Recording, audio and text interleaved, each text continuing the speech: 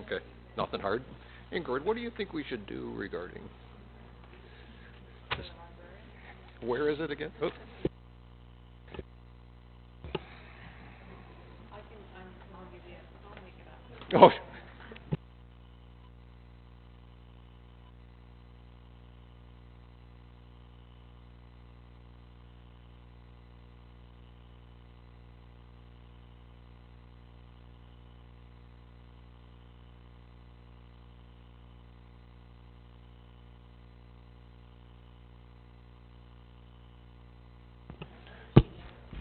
As soon as Mr. Pop takes his seat, we'll get started. Paging Mr. Pop.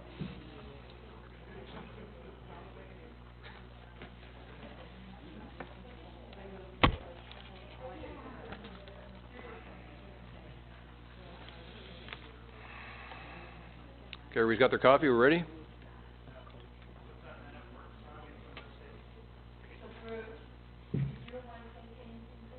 Is that a tradition I was supposed to have followed? The answer is no.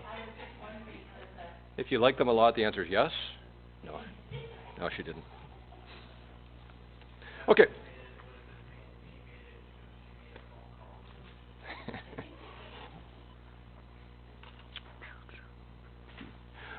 Okay, we'll call to order our special meeting of the Finance Committee. Disclosure of any pecuniary interest and general nature thereof. Being none, any announcements? Okay, then we'll just go right into it. It's been a while since we've gotten together, and I want to refresh some of the things that have been done and what we're faced as we make our way through today. When we had our first budget meeting, which was December 11th, shortly after we were sworn in, we started at a 4.5% increase. That's what we thought we were going into this at. So we're going to talk, as we go through some of the handouts that I've had here, the continued efforts by Donna and some of the department heads to find further efficiencies. So there's been a lot of good work done since our first meeting, so we're going to make our way through that. I just want to address some of the uncertainties that we're staring down the barrelhead at. The culvert costs are still being clarified. We know we've got to work our way through that. The contribution that's coming from the region is still being discussed. So we've got that hanging over our head. At our meeting yesterday, I talked about the fact that the region has announced that they're not going to finalize their budget till the end of March. Now, certainly our exercise is mostly independent of that. From a homeowner's perspective, we recognize, if we look at the board over there, what do they actually pay? That won't be finalized until we've got both our contribution, the school's element, and then the region as well. So we know that it'll be the end of March before all that's finalized. We talked before about the issue with the transfer payments coming from the province, specifically the OMPF. I wanted to read a quote that came from the Finance Minister, Vic Fedeli. He said this: "We inherited $15 billion of deficit and a $13 trillion debt. The Liberals were spending $40 million a day more than they were taking in." I think it's pretty reasonable, seeing the approach that the Conservative government is taking, that something is going to happen to the OMPF. We don't know what. We haven't even been told when we're going to know. But there's been circulation in the media that Ingrid was forwarding that Kawartha Lakes is talking about, could it be 20%? I mean, it could be anything, but let's just use 20% because they've kind of a typical sort of Conservative cut. That would equate to about $90,000 coming out of our budget. What I want to be clear is that's not $90,000 that comes out of things that we're thinking about doing. That's $90,000 coming out of what we are dealing with right now. So I just want to make sure we're good on that. Another issue that we've got coming down, and this isn't an immediate issue, but we recognize that the province and the Markham Stouffville Hospital are working together to address the rebuild of a hospital. We don't have to deal with that today, but I just want to put that in everybody's mind that that too is coming toward us, that we'll have to contribute in some way as well. And then the last thing is that we're going to look at the expansion of services, the items for additional consideration. We just need to be mindful of the uncertainty that we've got, the issues that we've got to deal with before we make too many more significant additions to the budget.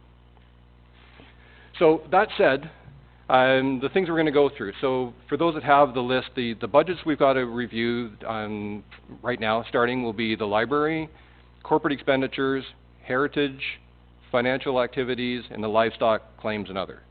So just to give you a sense, we don't have a specific agenda for this, so that's what we're going to go through. We've got some news to review that's on the list as well of the puts and takes that have happened, as I said, since we last met, so we'll go through that. And then I've got some other updates to talk to, and only after we've gone through all of that will we get through to the budget list, the items that individuals have put forward as items for additional consideration. So, unless there's any questions, get into the library, which is page 71. 79, I meant. Who is our library person? Oh, is Ingrid? I think it is. Budget. Okay.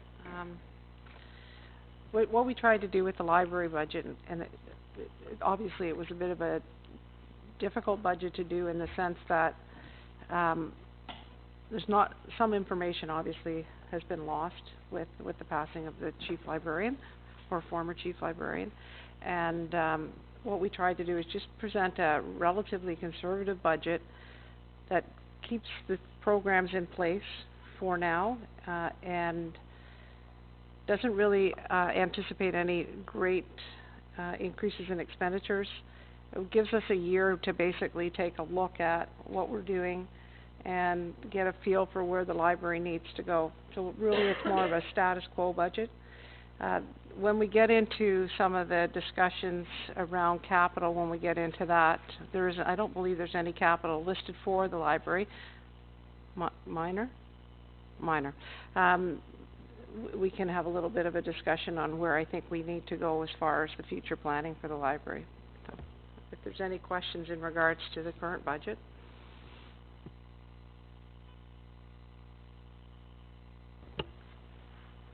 I don't think, Councillor Hyatt.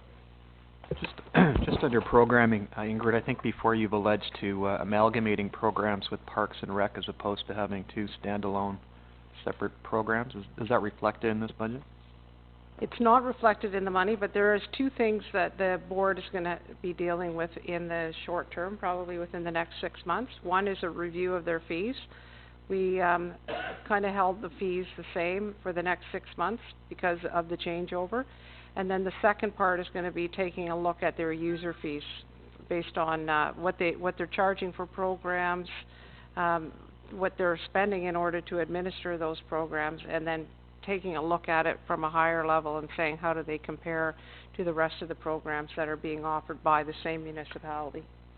So that's something that I would hope that there would be a report that would come back to council probably in June to discuss that.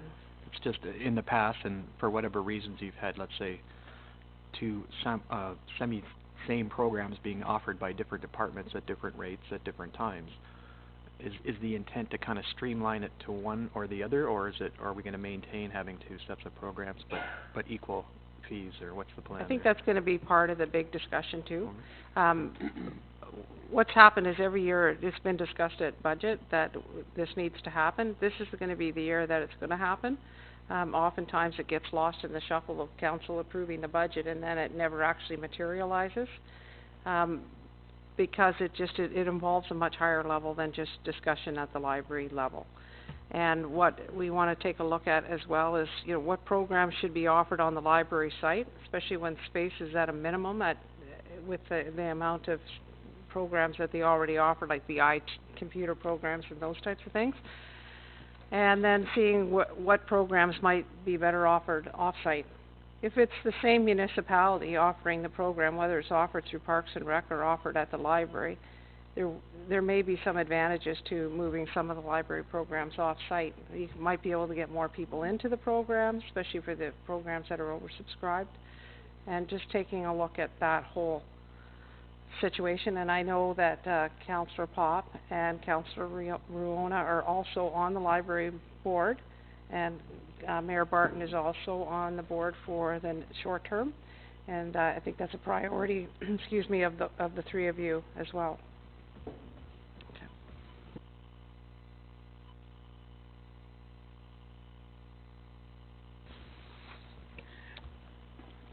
Yeah. Dave? Yes, Meredith? so Ingrid, the way these programs typically work, this year we were significantly high when it came to we spent 20,000. That's typically those programs fees, the programs go along with the grants that we receive, correct? So there was some grants received, so then that number will fluctuate significantly depending on how successful we are in receiving other people's money. And I think it's to try to get into the model of being able to have a revenue and expenditure on your programs too. I think sometimes the revenues get skewed because grants enter into the picture, and I think that all has to be part of it. And what is the strategy going to be when it comes to what you charge for programs and what you hope to recover?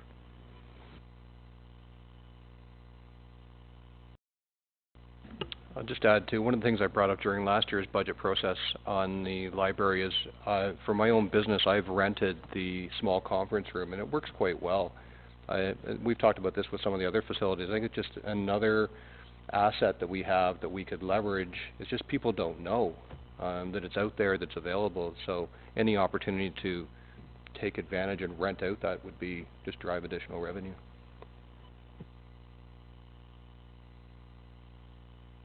Councillor Hyatt. Could you just give us a short list on what maintenance programs will be done this year, just to reflect your number in the budget there? Right, it's a little bit difficult in the sense that I've been trying to get a handle on it, but I'm also trying to work here. But there are a number of things that we were able to get addressed in the short time, and thanks to Corinne as well, who's been there at the library trying to deal with the contractors who were sending in. But we had a number of electrical issues and things that just hadn't been resolved. That's been dealt with. We dealt with a leaking window on Toronto Street, and that was fixed. That one actually was a pretty big project, involved scaffolding and exterior scissor lift on the outside. When it comes to maintenance this year, the third floor in the library, which is where we've got a couple of staff offices, in my opinion, we need to replace the carpet upstairs. And we also should be putting in some proper blinds to deal with the sun that comes in on the third floor. This third floor in the library is not very well insulated. And I think it would be part of, when we get into the capital part, I want to talk a little bit more about the consultant that I'd like to do to get a comprehensive review done on that building. But we should be putting blinds on the third floor of that library only because there's so many windows up there, and you've got the direct sun coming in, and then you've got air conditioners trying to battle with the heat that's being generated from the blinds. And it's those simple things. It's not about spending our money on air conditioning. I think we'd be better off spending our money on trying to keep the sun out and keep the heat out. So those are some of the projects that we're going to look at. But I think what you have to prepare yourself for is in 2020, you're going to probably get a really good idea on what that library is going to cost you, and the amount that you're spending on maintenance at that building may not be adequate. The library is one of the facilities that I have not seen a 10-year comprehensive capital maintenance program for, and it's one that should be a priority for the new board to get that done in conjunction with staff, but we can get into that discussion when we get into capital.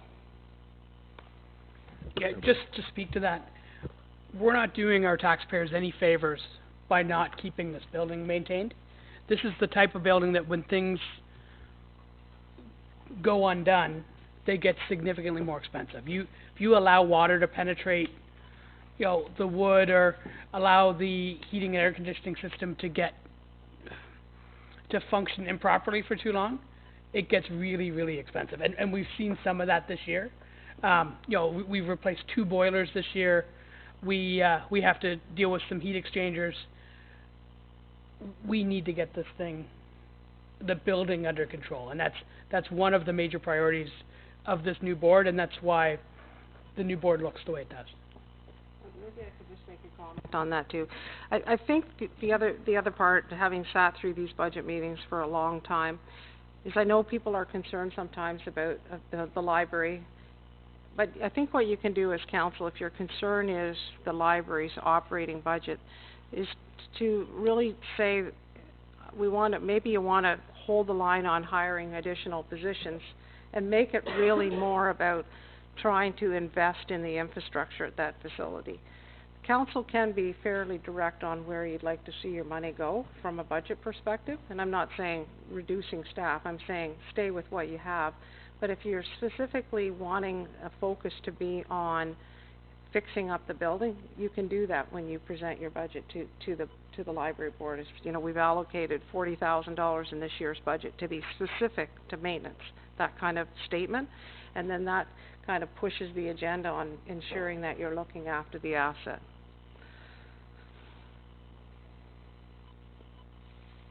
You want to switch to capital? Sure. Yeah, so capital, I think, is just a repayment on the system. And speaking about capital, it's on the list of things to do. What we're proposing is that council allow the library, or probably through my office, is to hire a heritage consultant. We did it for the Foster Memorial. We've done it for the Red Barns at by the train station. And to basically end up with a comprehensive plan that says this is how this building has to be looked after over the next 10 years or longer, that was going to help you to decide where money goes and what the priority order is, because that's what's important.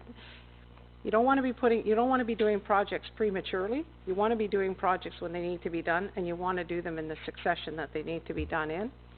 And that, I think, if by at least having that, then you'll almost have your 5-year capital maintenance plan will evolve from that document. Right now, I wouldn't want to try and attempt to figure out what that looks like myself, having to do it, because somebody's going to have to go up on the tower. And I can give you one example. Maybe you could give the example in regards to the lighting. Oh, sure.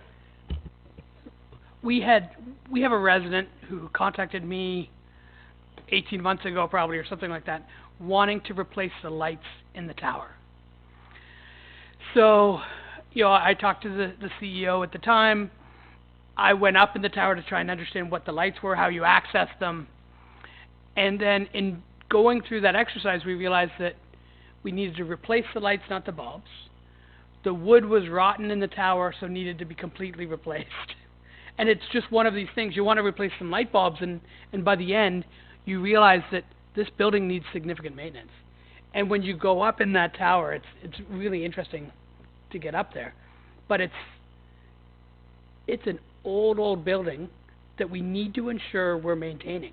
Because if we wanted to start a construction project to rebuild that, it'd be insanely expensive. This is an incredible asset. Every beautiful downtown photo we have of Uxbridge includes that tower. We can't let it go into ruin.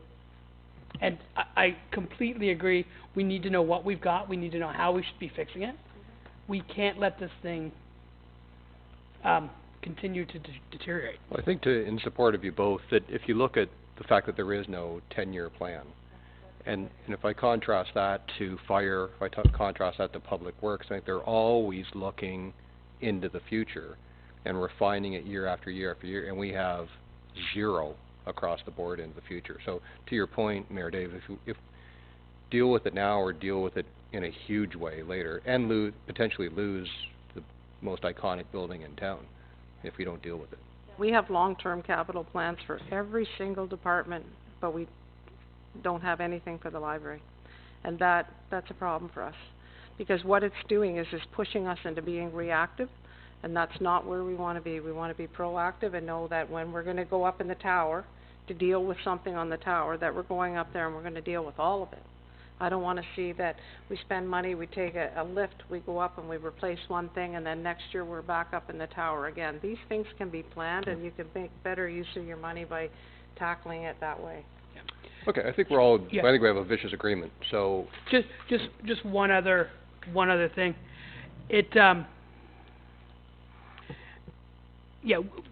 Part of the reason I'm on this board is I'm holding a place for the right person. So I'm sitting on the library board now, and I'm holding that place for the right person to take my place, who has an understanding of heritage buildings. So I'm sitting in that place, and I'm very willing to tag out when the right person comes along with that expertise. And maybe the media could do that. Yeah, if you could help me with that, Roger, that'd be great. So I was just saying, Roger, that I'm holding a place on that library board. I'm going to additional meetings because I want the perfect person with heritage building experience to take my place on that board. So if there's the right citizen we have, I'd like to tag off and give that responsibility to them.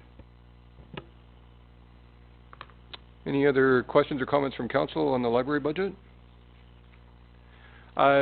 Normally we then go to the press and the public. If everybody's okay with this, what I'd like to do, the other ones are fairly small. We'll just go through them as a council and then encourage any questions or comments across them all. Is that okay with all of you? All right, okay. Thank you. So let's go then to corporate expenditures, page 14. Thank you.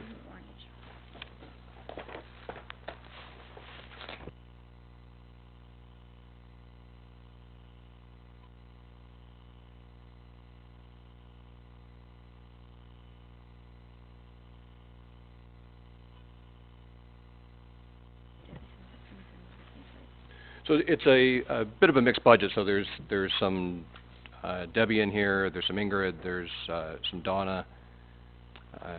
But again, like every other budget, it's been pre-reviewed, but just give everybody a chance to look through it, either up on the screen or in your book. Who's speaking to this budget first? Well, I'm saying it's a bit of a mix. It's Okay. Ingrid, it's Debbie, it's Donna, so. Okay. So we're seeing a 20% increase in spend. Just curious where that's, in terms of wages, where's that going? Oh, there's a footnote, just Oh. one. Space study. Space studies in there? On this top line? I think he was talking about this one. David, David, are you talking about the first line, the 20%? Yeah. I've got 20 points. Oh. Yeah. Okay. So that's the current situation we have of a contract communications person potentially moving, or would be moving to full-time, and then the associated benefits with it. Okay. And again, I just wanted to No, better absolutely. understand. No, the questions are good. Thank you.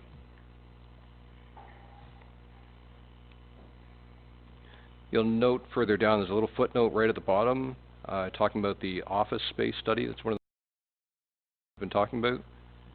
I know Councillor Snooks has been looking into that already, seeing what else we can do.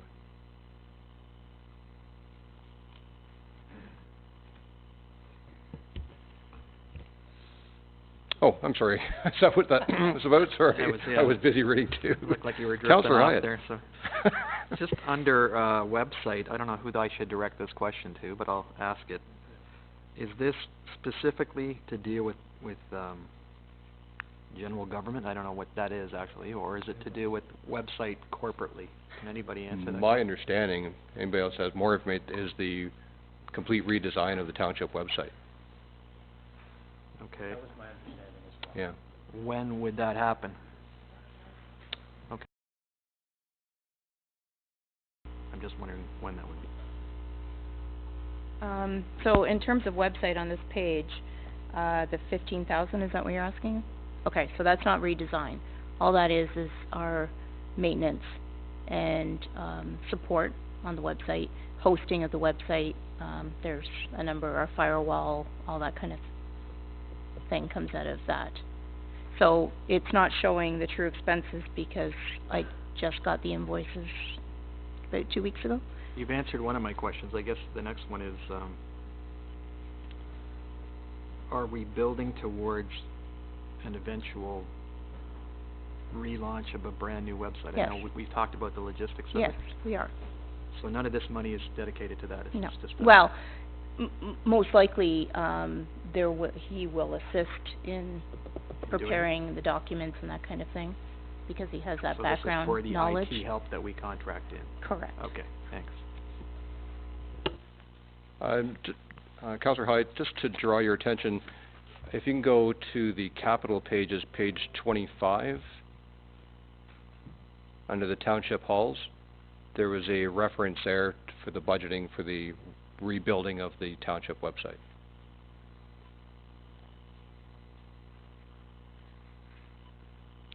So, Debbie, that's supporting what you're saying. One's for the day-to-day operation, a separate project for getting it done. And so budgeted into, an activity in 2019. If I can ask a supplemental question, so the website rebuild is done in 2019, is that what I'm reading? Or we're compiling money for it in 2019? Through Mr. Chair, that's that we're proposing that we will go out to tender on the website for redesign this year. For this year? Okay. Yes. Thanks, Tom. Mr. Chair? Mr. Barton, Mayor Barton. Dave works. I'm looking under the footnote, we've got 4K for, some energy work. What is that? Part of the provincial requirement, and on an annual basis, the township has to report on all of their energy consumption for every facility that we own. And part of what comes up this year is that we need to prepare a 5-year corporate energy plan. And we'll need to bring a consultant in to do that. We don't have anyone on staff that can do it. That's across the entire Across the corporation. entire corporation, we'll feed it all through one. Okay. And actually, it's due at the end of June, and I think if you don't get it done, you're in trouble. Okay. We don't want that.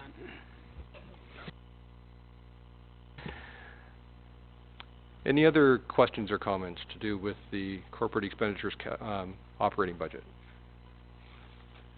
Then on capital, which is page 27.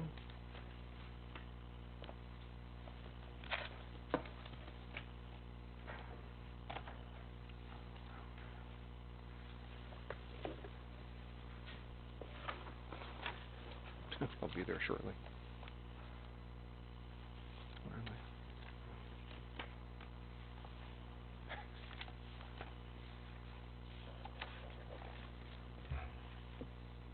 No.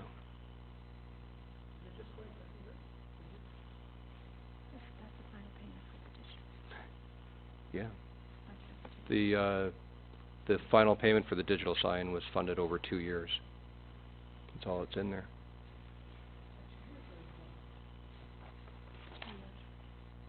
Wasn't the total project cost more like 44? Or did we have one? It was funded over 2 or 3 years. Over 3 years. Okay.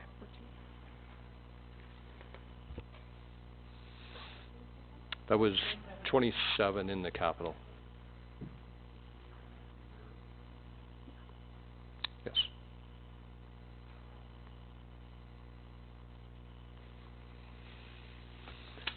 Any other questions on either the operating budget or the capital budget for corporate expenditures?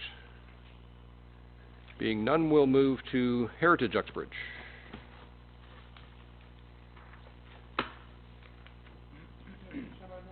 Well, I'm just working on that. 72.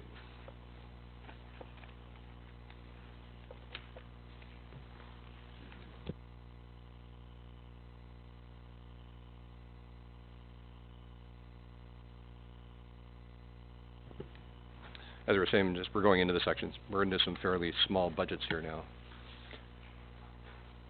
Mr. Chair, I think when we talked about this one last time, we were just looking at the 3,500 to keep in there as a placeholder in case we did anything additional. Like you said, it's a small budget number at this point in time. I don't think we want to move that at this stage. Okay. Okay. And on the Heritage Capital, there was no capital. Okay. Page 83 then for financial activities.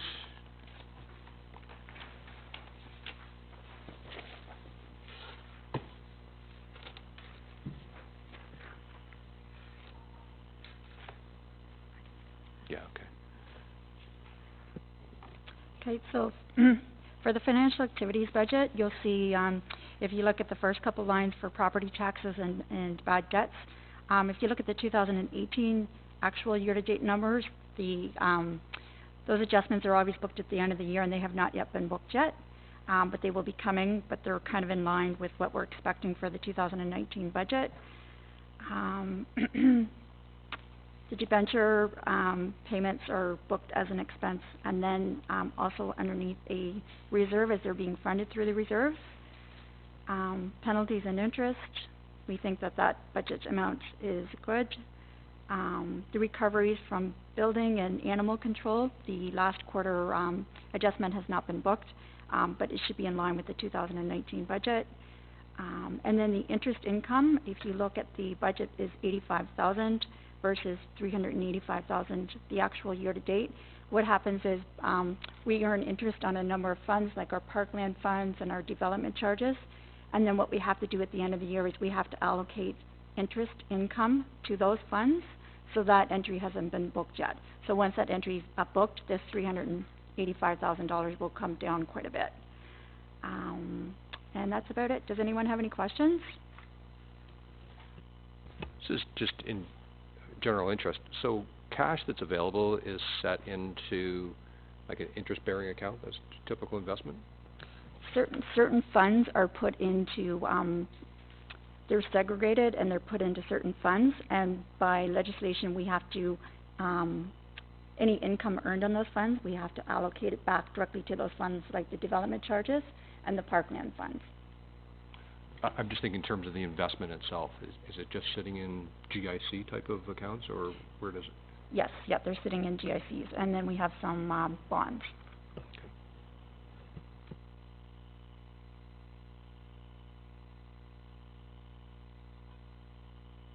I think we're looking for guaranteed investments is my guess.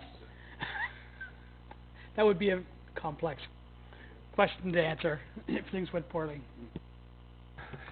Joking aside, any other questions to do with the operating budget for financial activities? And of course there's... Sorry? What'd you call me? Mayor Hyatt.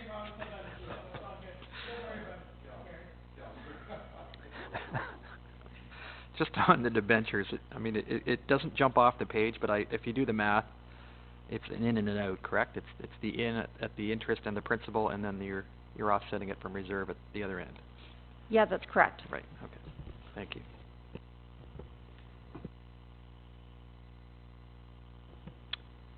Any other questions or comments? All right. Next one then is livestock claims, page 86.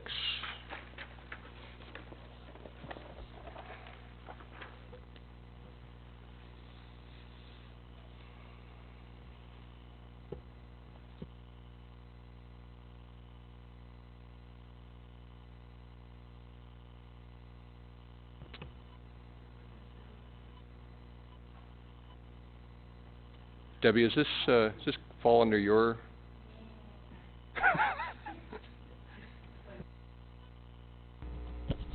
So, if there's a livestock kill in the township that, as a result of a wild animal, we will pay out. So we have the livestock valuers called. They go in and they do a valuation on the animal and determine whether or not, based on the evidence they're seeing at the site, whether it was a wild animal kill, or if there might be some other contributing circumstances as to the death of the animal. If it's determined that it was a wild animal kill, and there's categories within the Act of what the wild animal can be. So, we couldn't have a wild turkey kill, but we could have a coyote kill. So once that's been determined, then we will pay, I believe, up front, and then we're reimbursed by the ministry. Correct, Donna? The Ministry of Ag and Food. But there's certain values that are set in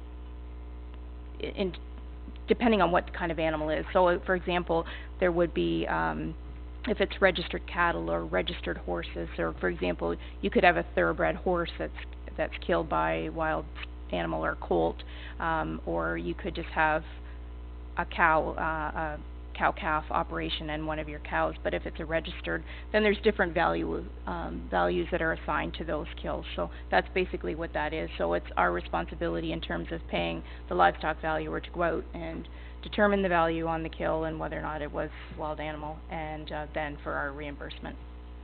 Thank you. Mayor Dave? Yeah, just quick questions for you to Deb. There's animals in this municipality that are worth a significant amount of money. If there's a you know, $500,000 horse, how does that work?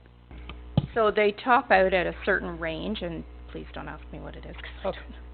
don't know.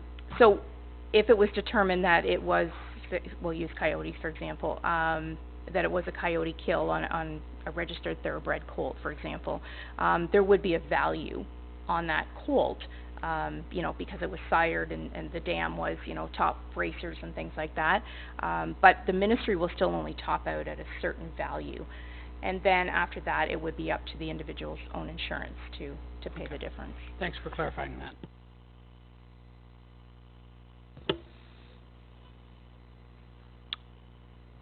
Any other questions or comments to do with livestock claims and other? Councillor Gary. No, I just wanted to, perhaps you could explain what the fence viewing is. Okay. I had that same Dave's question pretty this week. excited. Oh. Okay, so the fence viewing is if there's a fence dispute, you've got a fence between you and your neighbors, and it has to be replaced for whatever reason. Our fence viewers would go out, assess whether or not it has to be replaced, what type of product to replace it with. Typically, that's a pass-through cost, because the people that have the issue end up paying, but we need a committee and a group of people to do that job for us, because it's not something we would handle within the municipality. It's provincially regulated, and it's a very specialized process, from what I understand. Go ahead. So the other thing to keep in mind is there's different circumstances in which a fence viewer would be called in. So if it's an urban dispute of, you know, I don't like their fence because it's pink, that doesn't qualify. So what we've done is we have two different bylaws.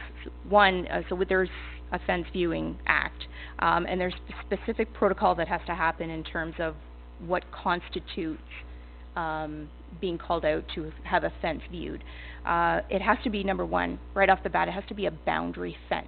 So if it's found that the fence is on your property and I have animals, llamas, whatever, that are not being kept in, for example, you may call for a fence viewing. What the fence viewers will do is they'll go out, they'll determine if the fence is a boundary fence versus totally on your property. If it's on your property, then it's your problem.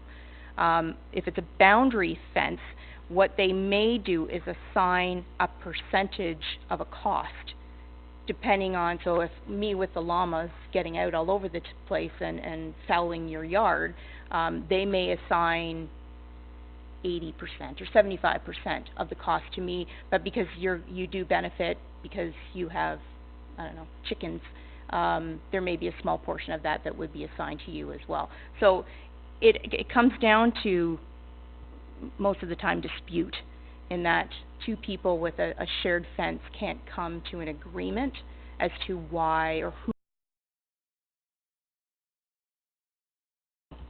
the fence viewers. So it would be a question of looking at the surveys? That could be part of it. Yeah. That, again, I mean, it may be, like there's certain criteria, again, within the Act and certain protocol that has to happen. But yeah, it could potentially be someone has to provide surveys to them to review, to find out, to determine if it's 100% on someone's property, if it's a boundary fence, so meaning it's right on the boundary between the two properties, and in that case then they can assign different values. Or it may be 100% somebody's problem and they have to pay 100%.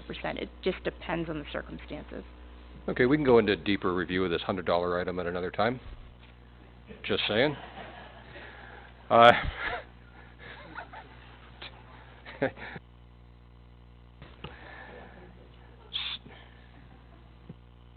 Add something, Pam? Okay.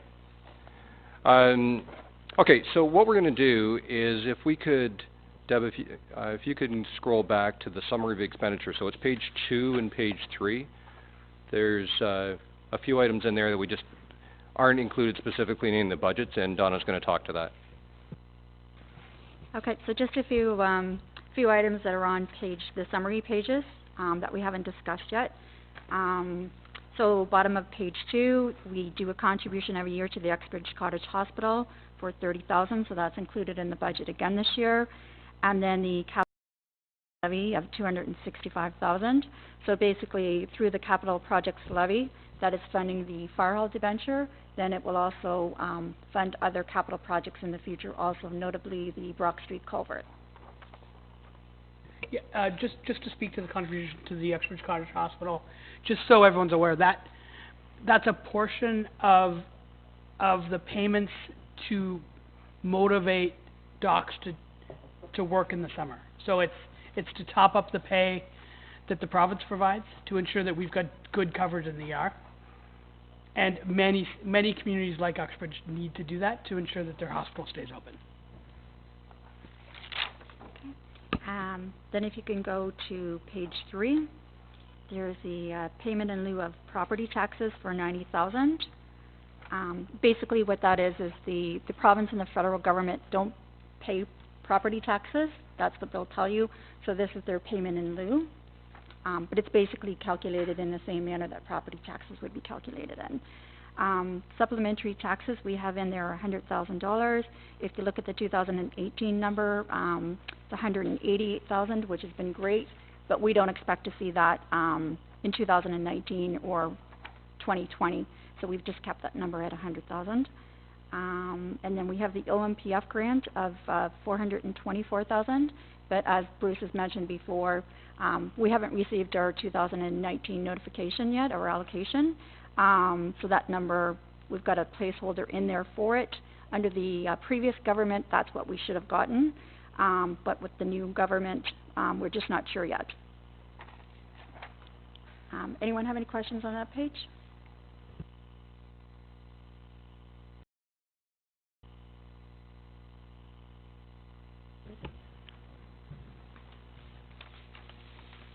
So that gets us through all of the departmental and miscellaneous budgets.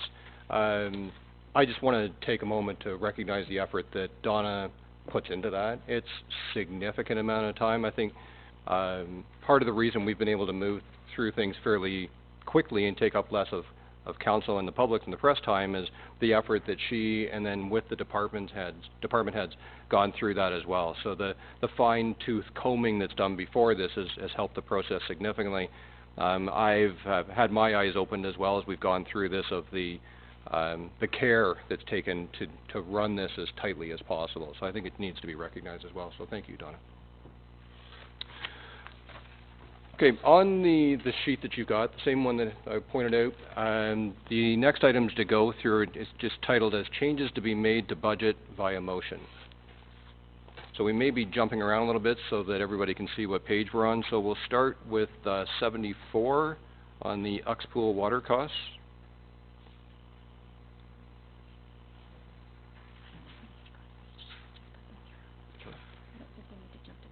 Oh, okay. Oh, okay. So, in fairness, Donna was just saying we may not need to jump to each one of the pages. There's been some adjustments here. Okay. So we just need a motion for both. So, we need a motion on the first item please, from someone from the Uxpool. They've reduced their water cost by $10,000 for each of the years 2019 and 2020. So, just need someone to make that motion. Oh, Pam's up, sorry, I thought you were... I just saw Dave pointing, I thought he was raising his hand for you. No, okay, so Pam's making the motion, all in favor? It's carried. Next item down then would be a motion for the Uxpool hydro cost being reduced by $7,200 for both years 2019 and 2020. So Todd made a motion on that, all in favor? Carried. Next one is on capital for public works. A motion to add the Douglas Crossing for $45,000, and that would actually be funded via the subdivider contributions.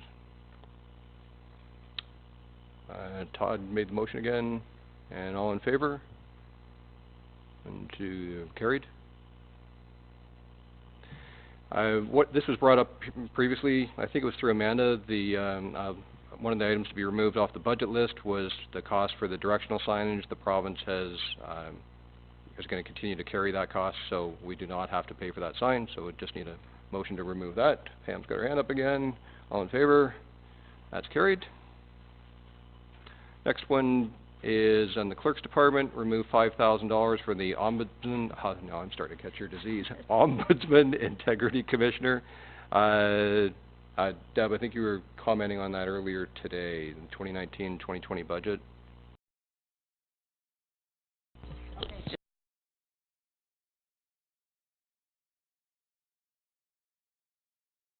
The total amount is $5,000? Okay, so we will need some of that still in there for the Integrity Commissioner, but the Ombudsman portion, which I'm assuming would be tucked in there as half, can be removed. But we still would need, we are maintaining and have to maintain under law the Integrity Commissioner. Yeah. So half. Move it to $2,500? Yep. Okay, so we have a motion to reduce that to $2,500. Pam again, all in favor? Carried. The chief spoke to us before about page 17, the fire, adding $10,000 on a revenue side to fees and charges to recover the cost of smoke detectors and carbon monoxide detectors, both in 2019 and 2020. Yeah, can we ask Phil, we're not going through the full fire budget today, or are we? No, we've done it. Okay. Yeah. Can we ask Phil to come up and he can talk about the possible fees for trail rescue for out of town residents and possible increase of revenue on car accidents? If he's prepared for that. Yep. Phil's always prepared. I mean, the chief. Really.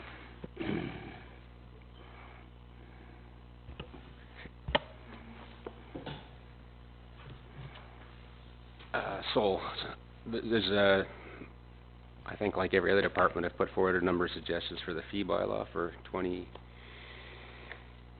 2019-2020. So, we can speak to those ones in particular. The carbon monoxide smoke alarm cost recovery. We gave out last year free in the order of $12,000 of free smoke alarms to people who are not compliant with the smoke alarm bylaw, and largely we were able to do that from donations from Enbridge and their Project Zero 2 years ago, and a previous donation from another party. We're no longer able to afford to do that, so we would just like to be able to recover our costs. We've looked into, so that's actually a net zero. We're just going to recover our costs. The other fees are across the board and just increases in all the fees that we presently have for services. One of the major ones is cost recovery for vehicle accidents involving non-residents. We charge for those. We charge presently $420 per unit attending. That's also not cost recovery. That figure goes back to about 2016. It hasn't increased. That's the approved rate from MOT for a fire apparatus responding onto the provincial highway and charging back to the highway. And it's presently at $471, approved by the province in November last year. So we'd just like to increase that fee to the current fee. And then we would also like to apply that fee to trail rescue to non-residents, similar to car accidents. Last year we responded 6 times to trail rescues for a total approximately $10,000 in salary for recovery of patients in the forest. So, a couple questions. One is, if we raised it to the actual cost that it takes to perform both the car accident rescues and the trail rescues, what would that price be, and legally can we do that? So if we took our exact cost, say the $10,000 that we talked about, if we just spread that around, what would that do overall for non-residents? Could we defend ourselves? Well, presently that cost or that fee per vehicle fee doesn't even approach our recovery of cost. That's just a vehicle fee. It's based on essentially responses onto the highway, 400 series highways for the province. It typically involves full-time fire departments, which have a staff of 4 on the truck, and they're So it incorporates the cost of fuel and whatever hourly rate for the operation of that vehicle. It's a volunteer department. We page in for these calls, so typically our response is somewhere between 20 and 24 people that come to the call, regardless of how many people are actually needed for the call. And we typically send two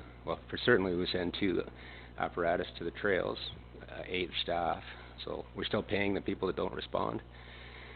Similar to a car accident or a car fire for that matter, we respond with 2 pumper apparatus. That's typically 12 people, and for a rural call, an accident or a fire, we add a tanker with 2 more people. So even that hourly rate approved up to the current rate within OT, it does not approach what our cost recovery would be.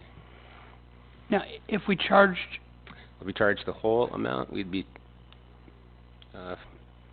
probably go from at a new proposed rate would be almost $1,000 per hour for 2 vehicles, but we would need to charge around $1,200 for the call probably per hour.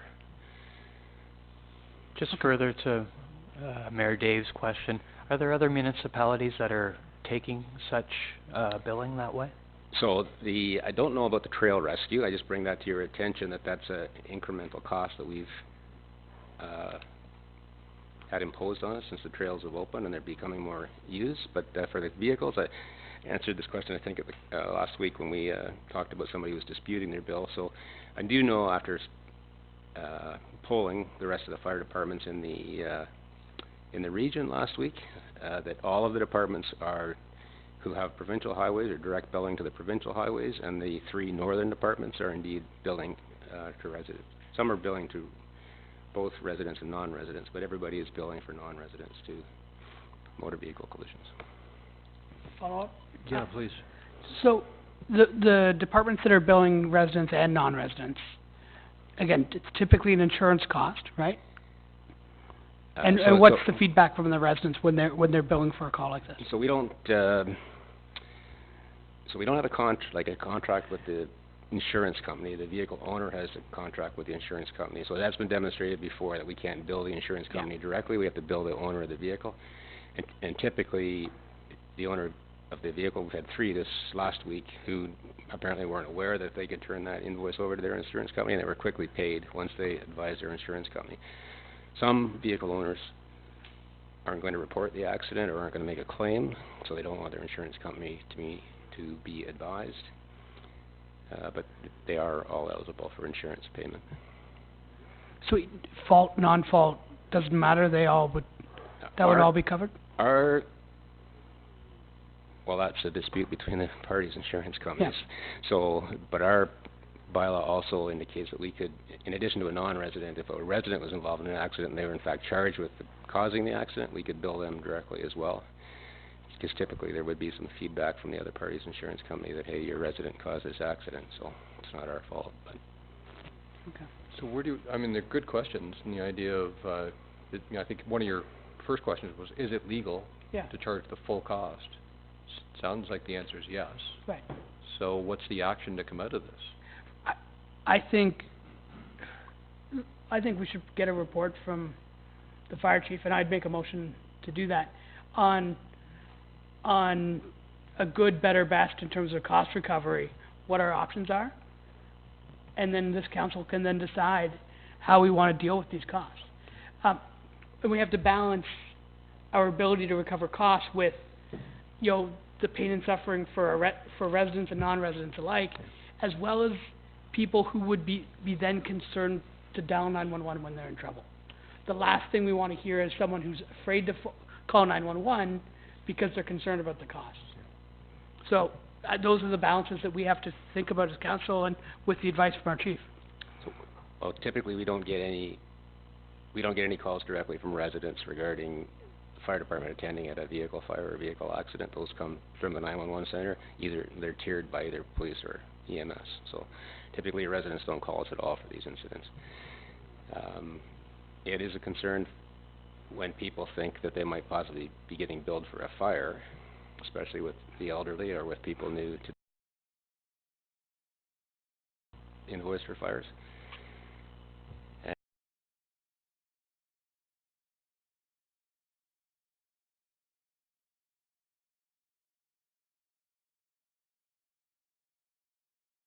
it would be an inherent, inequity if we billed the exact costs of our every call differently per, which would be simpler for invoicing to have one flat rate. Well, Mayor Dave, I like the creativity. To me, a lot of the things that are on here is just showing the creativity that we're trying to bring to this to deal with the fact that we have challenges on the budget side.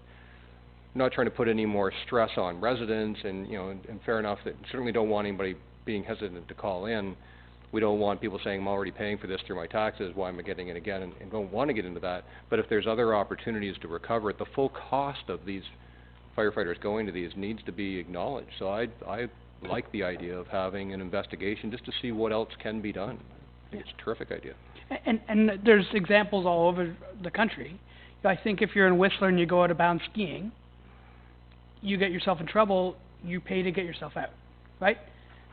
So I'll make a motion here that we have Phil, the chief, come back with a report on options for cost recovery, going from quite drastic, aggressive to non-aggressive.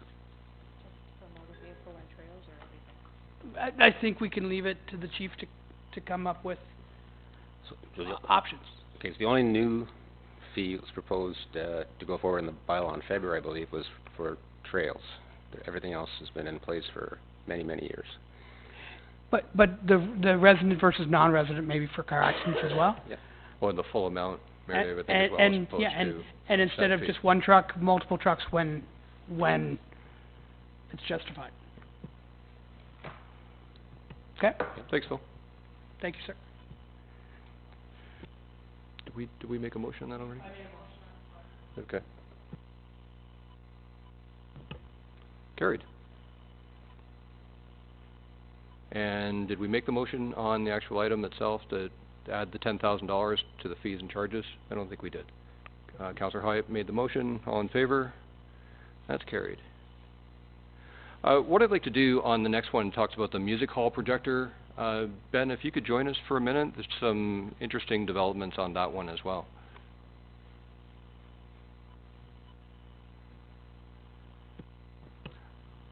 Just to set the stage for when Ben's coming in, it was originally set that the projector needed to be replaced and that that was going to cost $25,000. So staff investigated a bit more and found an acceptable projector for $16,000, and then we got a donation of $10,000 from a local company. So we'll make that presentation to council in a few weeks, I guess. Okay, so the other $6,000 will come out of the music hall fund. Improvement fund, yeah. Ticket sales, yeah. So we just need that motion then, as it's stated there. Councillor Pop, all in favor? Carried. Thank you very much, Ben. And the last one is capital. It says page 87, recreation. Need a motion on the museum project to reduce the cost estimated from $112,112 to $20,400 as a result of the accessibility and Trillium grant being declined. Motion. So, Mayor Dave made the motion. All in favor? Carried. Thank you. Bad. Did I miss one? Oh, I'm sorry. Thank you. Thank you. To back up one then, thank you. I skipped over that. So I need another motion then. We've investigated further from Parks, the riding lawnmower. We're going to push that out till 2021. It's a saving of $35,000. That fund, this will then fund the additional $30,000 that was previously being requested for the header. That was at, Don was just reminding, that $30,000 was put in during the December discussion. That was some of the puts and takes. I'm trying to remember that one. So is this the larger tractor, the one that we would do like the soccer fields with? You could just, no? Okay, just the standard riding mower? So $65K for a riding mower? But the header, what's that? Oh, okay, there we go. Fair enough. I was thinking $30,000 I was thinking header like on a it. combine, it would have a header on it. I was like, okay, thanks. Councillor Hyde, did you just make that motion? Yes, thank you. All in favor? Thanks for telling me I skipped that one. Okay, so the two bolded lines below that is again recognition of what's gone through. Oh, I did that one. Yeah. So during the budget discussions in December, the changes increased. So that was the one some of which we just talked about with that header. Increased the tax levy by $62,000 in 2019 and by $19,000 in 2020. The subsequent savings that have happened then in 2019 was $79,000. So the net you're seeing is the difference between the $79,000 and the $62,000. And in year 2020 was $32,000. So the net of the savings and the increase is a savings of $12,900. Okay. Right, thank you. So having gone through all of that, the one thing I didn't throw back open again was, Roger, any questions on any of the budgets or the things that we've just talked about? Yeah, Councillor, I just want to make sure I got this right. The savings that you point out in that bottom line, those figures hold up after this discussion? Yes. Okay. Yes. Thank you. And if I may, sure. If I may, in your opening remarks, you said the budget process started last year, looking at a 4.5% increase. Correct. Where do we stand now? Reluctant to put a number on that right now until we've gone through the next exercise. Okay. And then even when we're done that, then Donna will need time to go back and digest it and see where the funding will come from. Any questions from the public? Terrific. Okay, so the next on the list then, there's some things that are outstanding. So if you look at the formal agenda, all of these are going to get picked off in time, the reports to committee. There's some items that were left to be further investigated on, so I'm going to be moving back and forth here a little bit, but just stop me if I do it too quickly. The first one then will be about the sweeper. We had an investigation being done on the buy, lease, or contract out options. So that is, yep, page 5, which is PWO 06-18. Yeah, Bill, do you want to come up and speak to it? That'd be better. Oh, no, we're going to be jumping around a little bit. We've got it on this list. Yeah, does that help with you?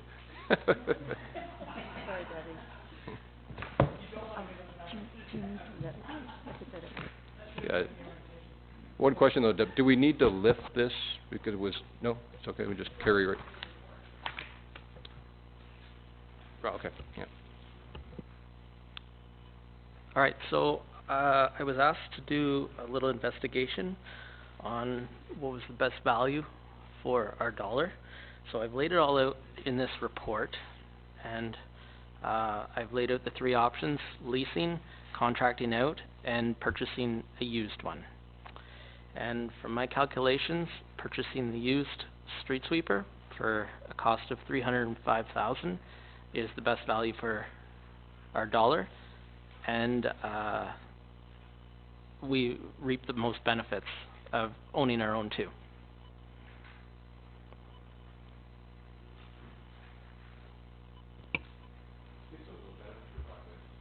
I think some of those benefits you were speaking to as well is the idea of timing and control of what streets are when and exactly when it's going to happen. That's correct. We can start sweeping on our own schedule. We don't have to wait for a contractor that may or may not start on time.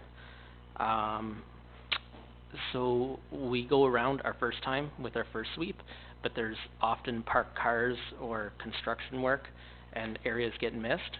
So having our own sweeper, once we get around our first round once, we go around a second time and pick up all those missed areas. We clean up for events like Huck Finn in the spring, and we do a really good clean for the fall fair. We have our own machine, so it's available for accidents and spills. If gravel truck's tailgate flies open, we can dispatch our own sweeper and clean up after that at will. So there's a lot of advantages to having our own.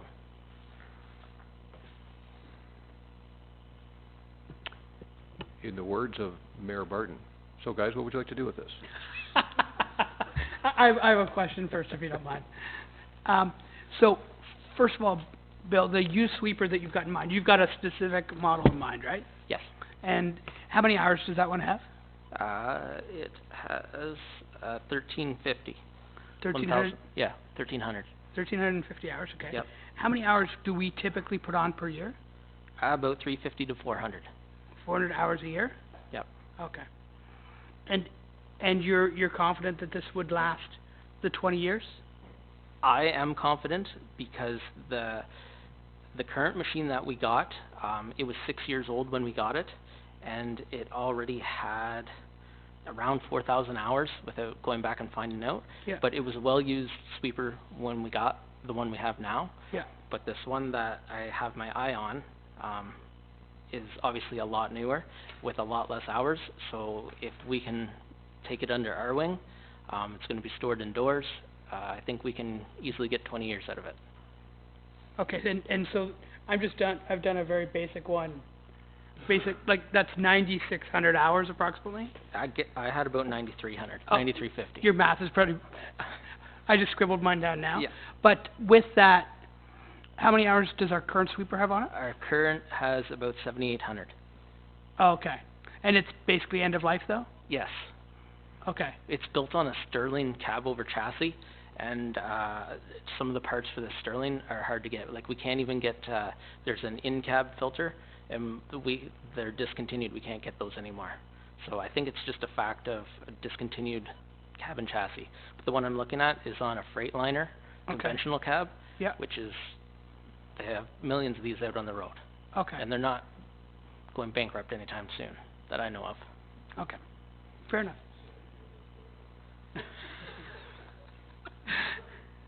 Fair enough. Any more questions? There's always a question of where did a used one come from, or why that person's selling. Do you have any sense of why it's been made available if it's still fairly new? Yes, it's currently, so there's a few places, and I think this one's coming from Winnipeg, that are on like a lease maintenance program from the dealership. So this is one of those. So it's dealer maintained. Councillor Hyatt. Your question was similar to mine. I mean, I guess you just don't go down to Williamson's and buy one of these things, but I mean, No. where would you go to get a used So this sweeper? one that I found is It's in a company Winnipeg. called Joe Johnson. Didn't we get one from California or some place? Yes, that's where the last one The last came one from. came from? Yeah. This I don't know one's why from you- Joe Johnson up near Barrie. All right. Thanks, Bill. Bruce? Meredith. Yeah. So you talked about accidents, to have it available for things like that. I guess we assist the region with issues. Can I task you, and I can make a motion if the chair wants me to, but ensuring that whenever possible we're going for cost recovery. You know, we're talking to the chief about ways to get some dollars back. If there's an accident and we're doing a road cleanup with our equipment that's worth $305,000, let's make sure we're billing every bit we can to a gravel company or whoever it is. Okay. Okay? And if maybe you should be working with the fire department on looking at the full invoice if we have additional costs, Okay. whether it's guardrails or whatever. Okay. Thanks.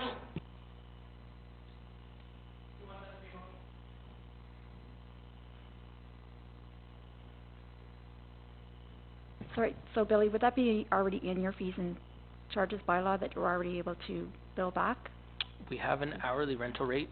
If we get this sweeper, that hourly rental rate will increase, and we can increase it reflective of what Dave's asking for. Okay. Do you need to add it to your fees and charges bylaw, or it's already in there? I'm not sure.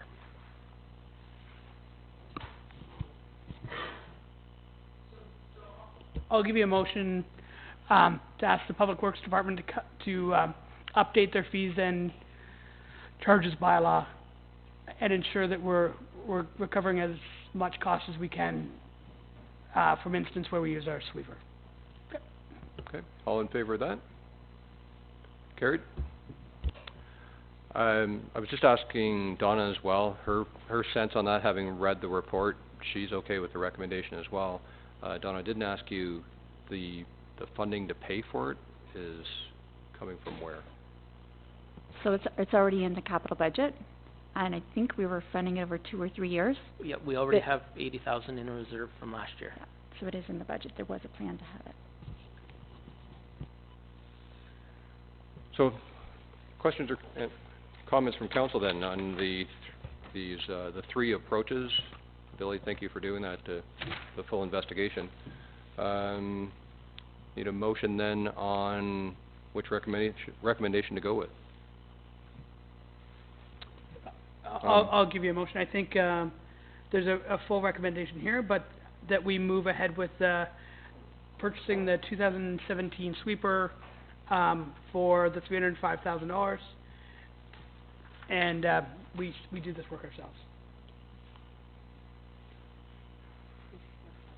Yeah, it's not what Bill wanted. So, do we need, Deb, do we need to go through the entire, on the recommendation at the bottom?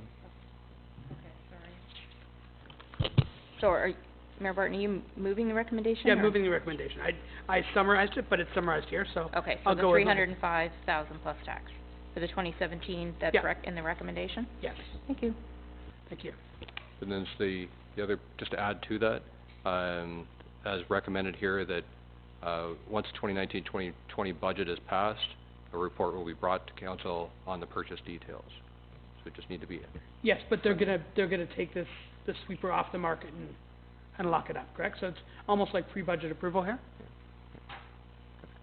Correct? Councillor Hyde? Just on the financing part of it, is this all gonna be tax levy, or are we gonna draw money from reserves? How are we paying for this thing? Off the top of my head, most of it was by tax levy, but it was over 2 to 3 years. So would we draw from a reserve and then pay it back, that Yes, sort of yes. scenario? So just to clarify, with this recommendation that we'll vote on it here in a second, this will instruct Public Works to purchase this sweeper and get it off the market so we don't lose out on this version, correct? Donna? Yeah, so our procurement policy does speak to that, and that's why Billy was gonna do another report to council once the budget was approved, 'cause we need approval to sole source this equipment. Plus, the procurement policy also says that we have to do an inspection on the vehicle just to make sure that it's in good condition and to ensure that the value is at fair market value. It's a good deal. Okay, so then my motion would ask them to get that process started, so at our next, committee meeting that we can move forward with this. Okay?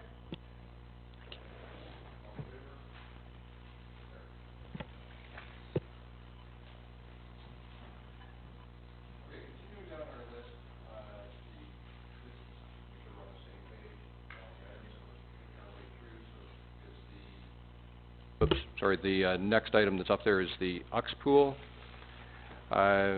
I'll just read through for a second. Design of a new pool, Amanda said during her presentation, best to do the design the year before the build. So it's a discussion around whether we go ahead with the design this year. Since we don't know, some of my discussion at the beginning of the meeting, very uncertain on what funding is coming. Question would be, do we do a design now, knowing it's not like the pool is going to be built next year? We've got, well, it's clear that, I mean, between provincial cuts, even if the feds come through in an election year and offer up some money, it's always a matching program. So we'd have to have provincial funding secured, which seems to be somewhat questionable. We'd have to have our money or somebody else's money to fund our if that's what the numbers turn out to be.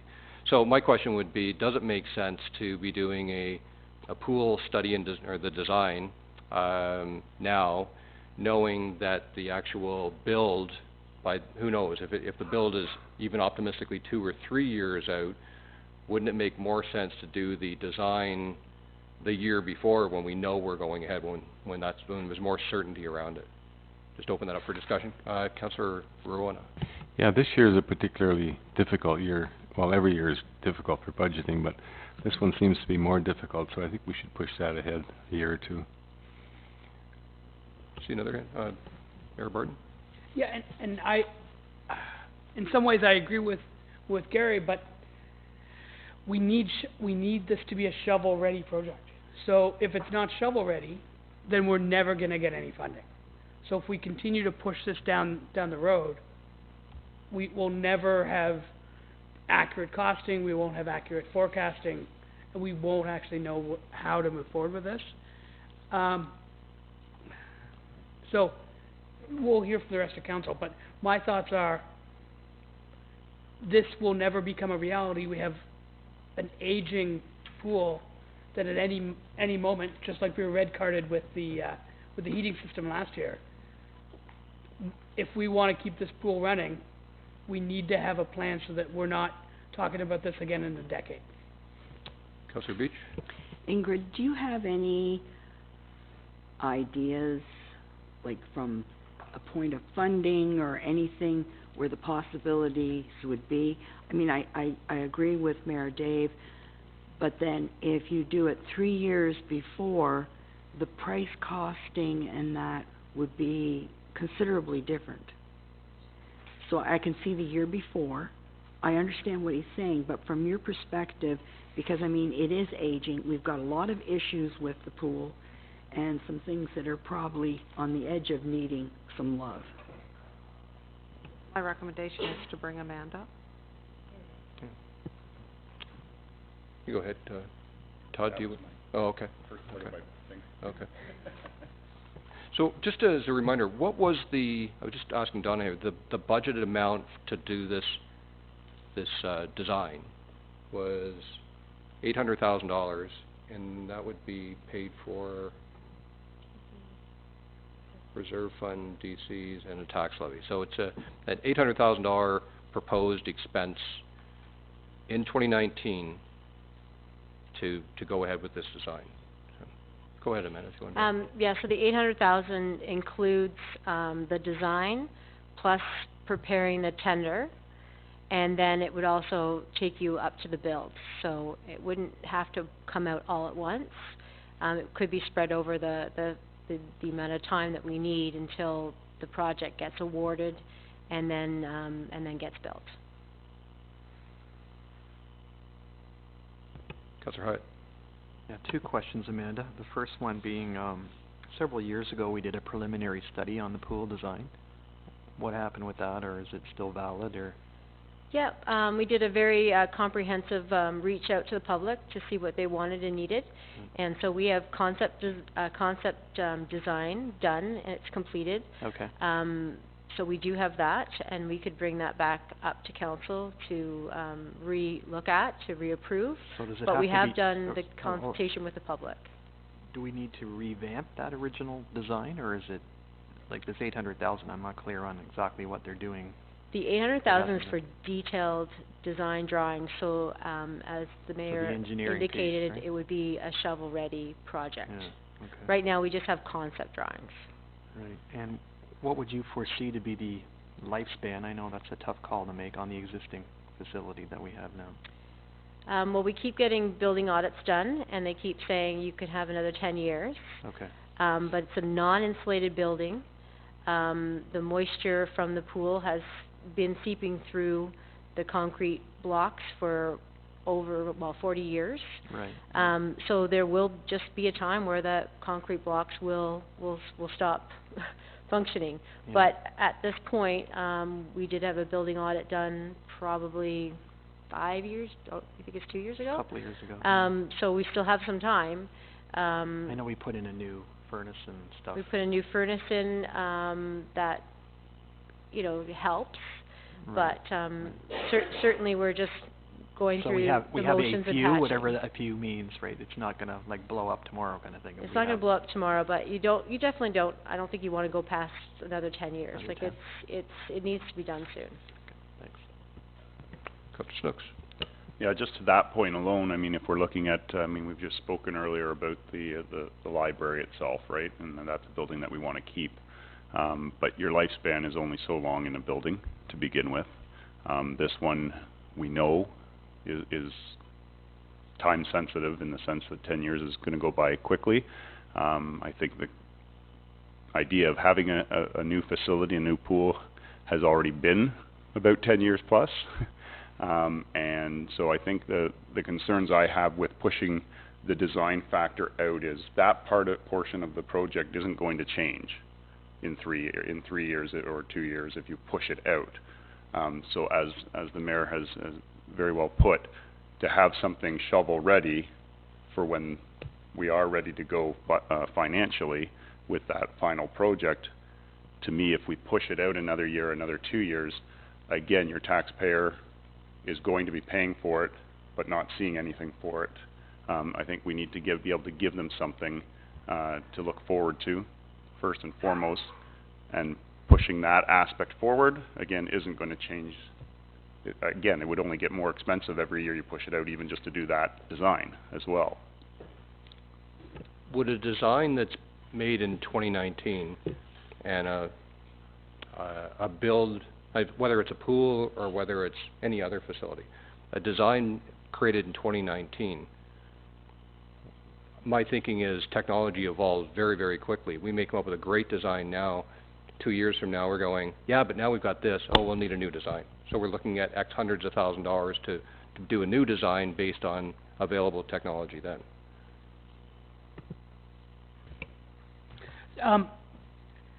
What I think we may want to do on this, when's our next budget meeting?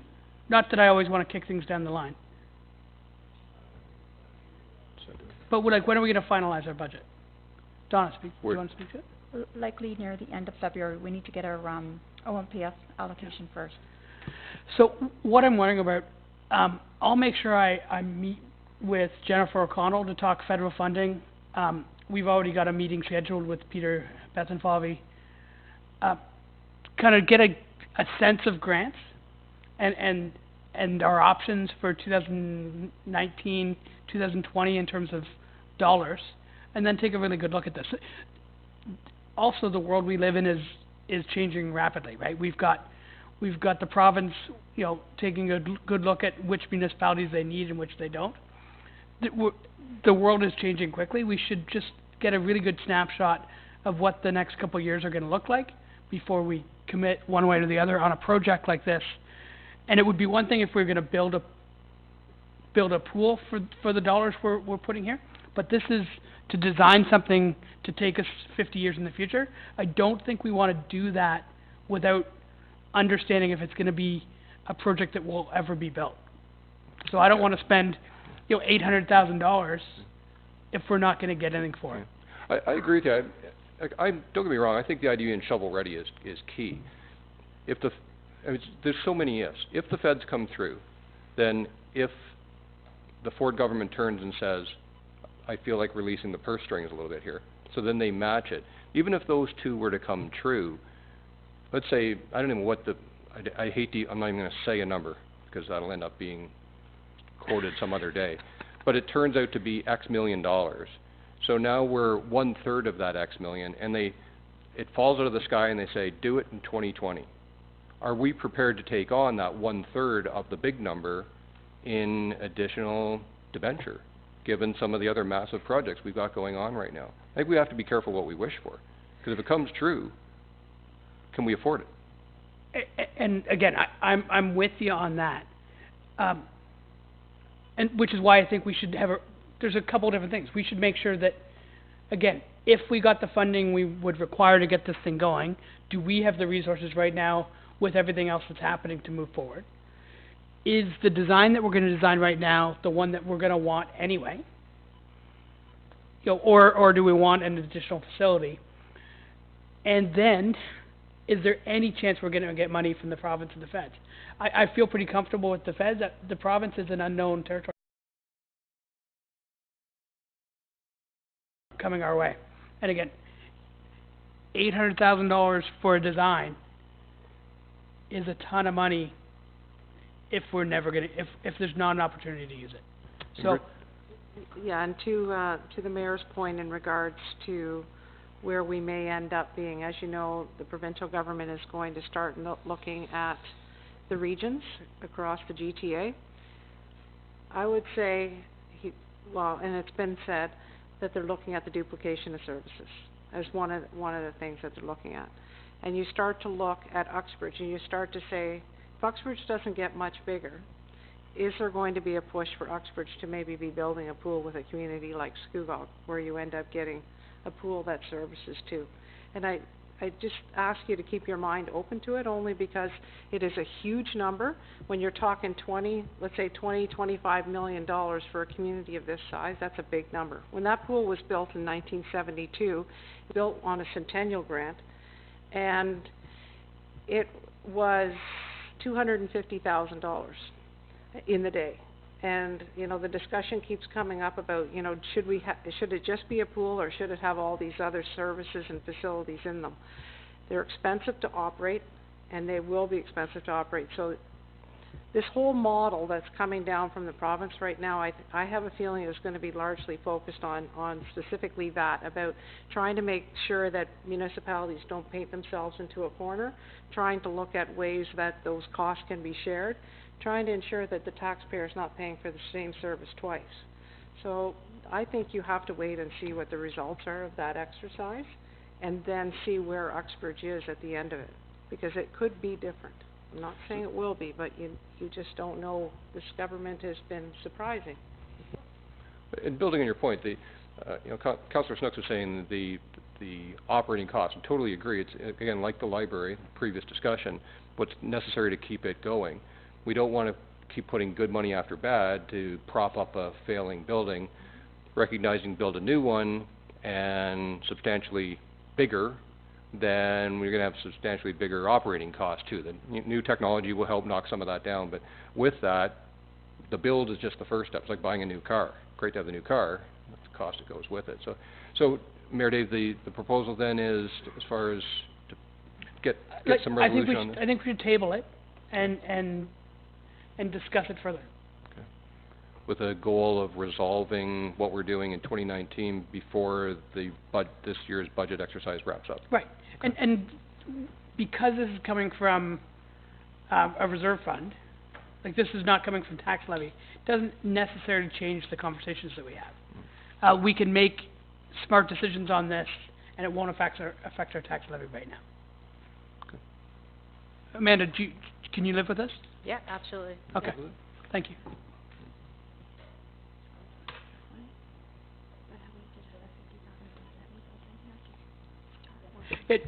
Bruce, let me just jump in 1 second. Mm-hmm. Because this isn't tax levy, we as a council can make, if the stars align and it makes sense to do this design quickly right away, and we find that out, June 1st, we can activate this project, get things rolling, and it won't affect our tax levy. We just make a change, pull it from reserves, and do the right thing. You know you're going to spend it anyway. The question really is when. Right.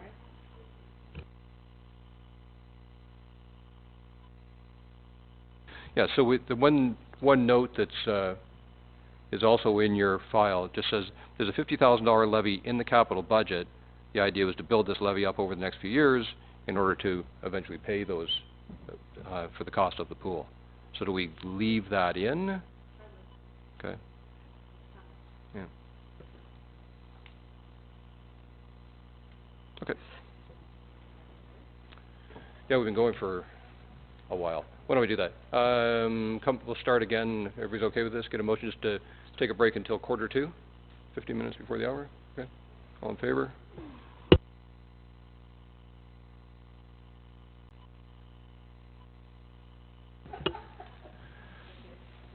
Okay, we'll reconvene.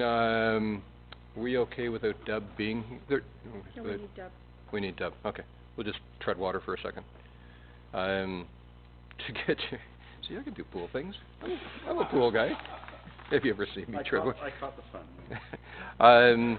In preparation, so some of the things we've gone through there, I know we've jumped around a little bit. If I could, to bring you back to the agenda, what we were dealing with is going down our list of open items, and one was the street sweeper. The missing stop bars comes up as part of the budget list, so we'll be going back to get that, as does the sidewalk clearing. So it is a little, I get why it's a little disjointed, but that's kind of a separate flow that we had. As soon as Deb does get back, we'll can start right into, the next item up would be, Deb was preparing a report to council related to the animal control, or to animal control and the animal shelter, and the animal shelter as well. I will just go see if she's out there.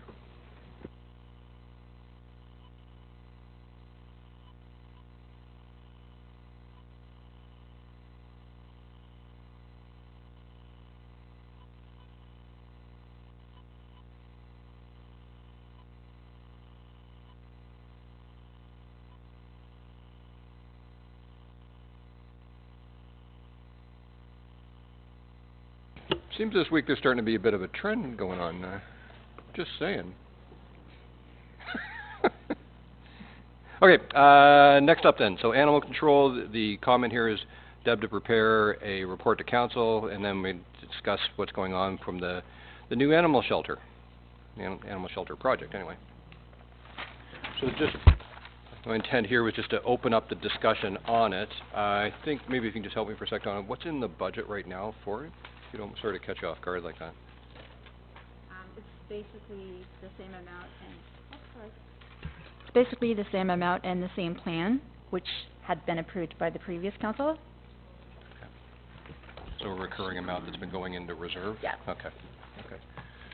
So what has happened? Deb, do you have any comments on that? Page capital 15.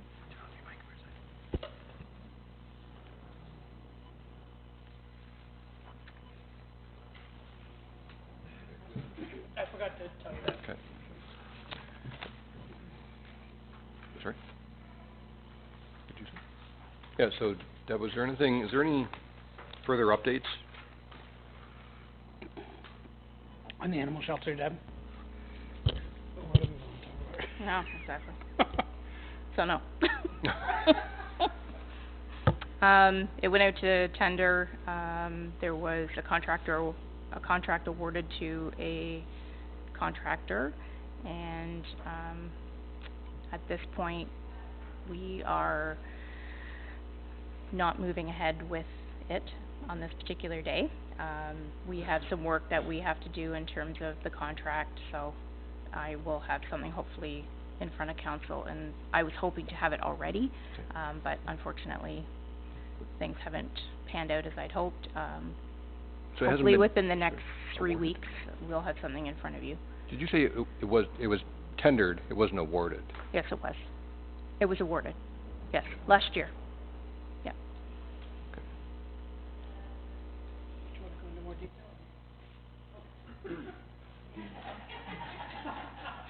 So, can you explain why we won't?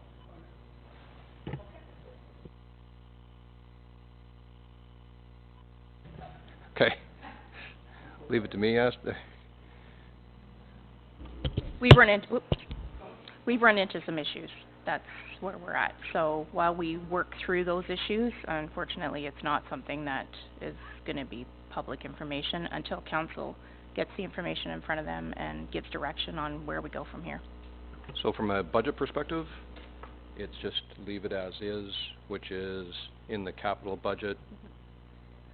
And I think what we did was we removed it from an operating budget in 2019, knowing that it was unlikely to be fully built in 2019. Didn't we? So it is actually in the 2019 capital budget. Yeah, but from an operating expense, Yeah. over the new, Yeah, we the left- additional costs of operating, we did scale those back. Right. And push, because we did have them originally, showing as, you know, like for extra hydro and things like that, because it is a bigger facility. So after our pre-budget meetings, we scaled that back and pushed it out into 2020. Okay. From an operating perspective. Yeah, so we'll have to revisit that as well. Okay, okay.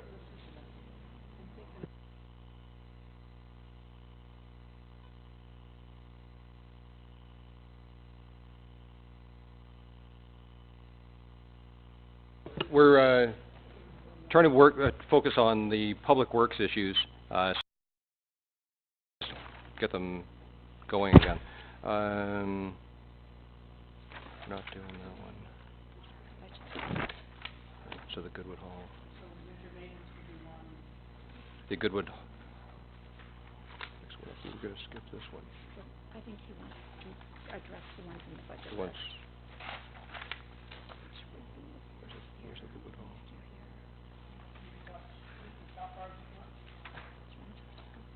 So you wanna get into the things on the budget list specifically?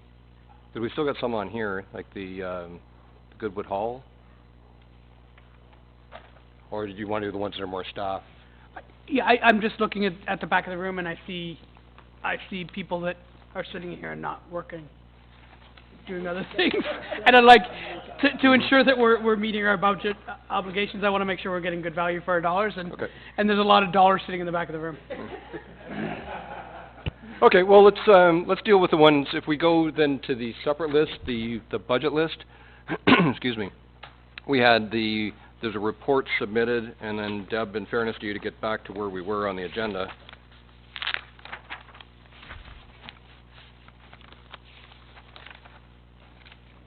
Was PWO 05-19, regarding the missing stop bars. Yep. Sure.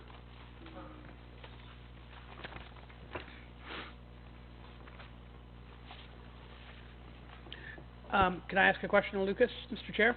Please do. Okay, Lucas, I'm looking at your report. Can you explain the difference between just traffic paint on surface, cold plastic on surface, and inlaid cold plastic?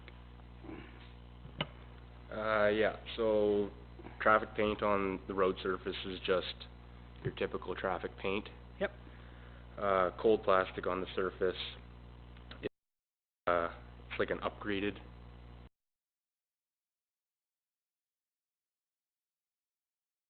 last longer. Okay. And inlaid is just where they inlay it into the surface. So they mill it and put it in. So they, like, you'd actually grind down the asphalt? Yeah. With a stencil, kind of? Okay. And, is that why, we put the new symbols on in our parking spots and they seem to lift within a pretty short period of time? I would assume, I'm not sure if those are inlaid. Just while Ben's coming up, one of the reasons this issue got brought up was during our discussion about road safety, Councillor Snooks pointed out that it's difficult to enforce on intersections. I just think of the one at Planks and Nelkid, where if somebody runs the stop sign, Councillor Snooks was pointing out that it's more difficult to get a conviction. So just a little bit of background of where did this all come from and why are we thinking about this as additional budget item? Just Yeah, no, and I appreciate it. The other thing, with vehicles becoming more and more autonomous, lines will be more critical. So, if I'm driving in my car right now and I start to go over a line, my car will correct itself and keep me out of the area where you might see cyclists or pedestrians. So, those types of things make a difference. It's not the same stop lines, but other things like that. The more tech in these cars means that it's probably more important than ever to ensure that our lines are painted. go ahead, Ben. So the handicap spots are painted with just a normal traffic paint. Okay. So that's anything that we do with normal traffic paint, parking stalls, we pretty much do them once every year. Yep. Some of the facilities that don't see as much traffic, we don't, but do it every other year, something like that. Okay. But it, Have we used any of the inlaid or cold plastic on surface yet? Yeah. Yeah, we've used cold plastic stop bars, Mm-hmm. and I believe the parking stalls on Toronto Street North are inlaid cold plastic on the west side, Toronto Street North. Okay, so by the Cosmos? Yeah. Okay. And we're getting better life out of those? Yeah. Okay. Yeah. Now, a little off topic, but same realm. When we're having new developments done, are we insisting that they're inlaid on all the stop bars? No, but we can change our design criteria. I can bring a report forward. Okay, I think we should, including when there's gonna be white lines on the side of the road like we now have Main Street North. Things like that, whenever we're implementing that, let's make sure that we're having the developer bring it up to a level that we can deal with. For sure. If I could just make a suggestion on this. So going back to the fact, what we were looking for is not just respecting the idea, I get the autonomous vehicle. The immediate requirement was enforcement on streets that we've already identified as high risk because of people running through stop signs. One suggestion I'd like to put out there is phase this in over a number of years and work with Public Works to come up with what would be the first, I'm just throwing a number out here, 50 that we go after this year. Prioritizing, thanks, Don. So, you know, we don't have to do that now, but I'm just thinking in order to manage budget expectations, but also balance the fact that we all want to make our streets safer, let's prioritize the top X and get them done this year, and then continue to roll that out in the next 2-3 years. That'd be okay? So how do I put that into speak? So, you can't make a a motion anyway, so. Right. So let's, I'll make a motion that we direct Public Works to prioritize, this over, we'll say 3 seasons. If we go any longer than that, then we're gonna be replacing these before we move forward. Base it on the cold surface plastic. That's better value for a dollar. So cold surface plastic. When it comes to line painting, concentrating first on areas where public safety is a concern. So close to schools, high pedestrian traffic, and then moving out further. Ben, does that work for you for a motion? That's Okay. That works well as what? From a Yep. rural perspective, just want to check with the rural councillors, you're okay with that? Okay. Pam, you'd be okay if we, so it's going to be primarily urban, but I think of areas in Goodwood, Sanford, Zephyr, certain, yeah. You're almost working out in, you'd be doing the same thing in those hamlets, Yeah. like Goodwood and whatnot, and working and saying Out what are our from- prioritized, intersections within those Okay. going outward. Exactly. Okay. Exactly. Fair question. Does this then become a budgeted item that we're committing to going ahead with?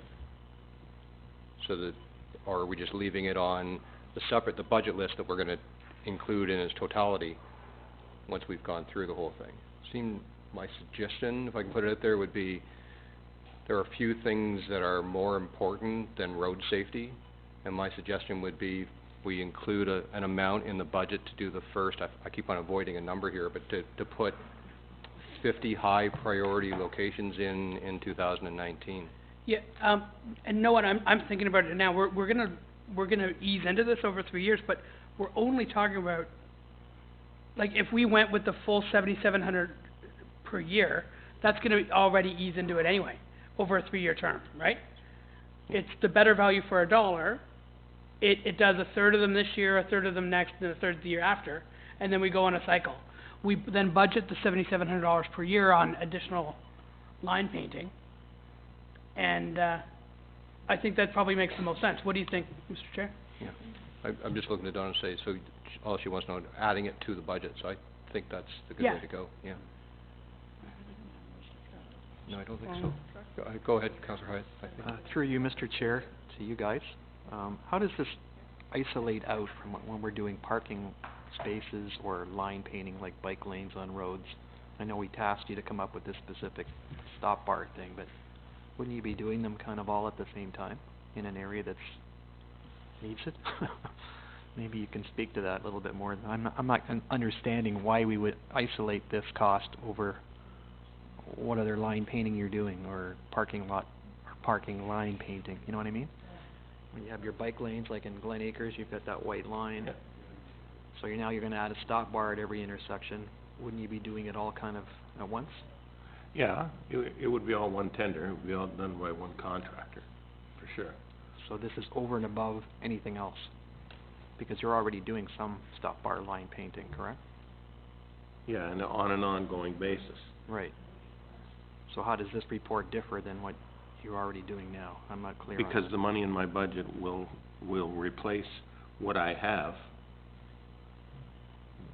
but not, I can't expand the program without more money.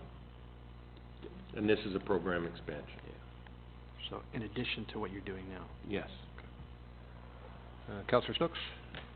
Yeah, and just to maybe help with clarification, if I'm understanding the question, Gord, these are missing stop bars. In other words, these don't exist currently, right? Correct. It's not that they're being repainted along with other lines. These are being put into place where they do not exist. And so that's why it would be a separate item, because they're not going out and repainting what isn't there already on their current budget.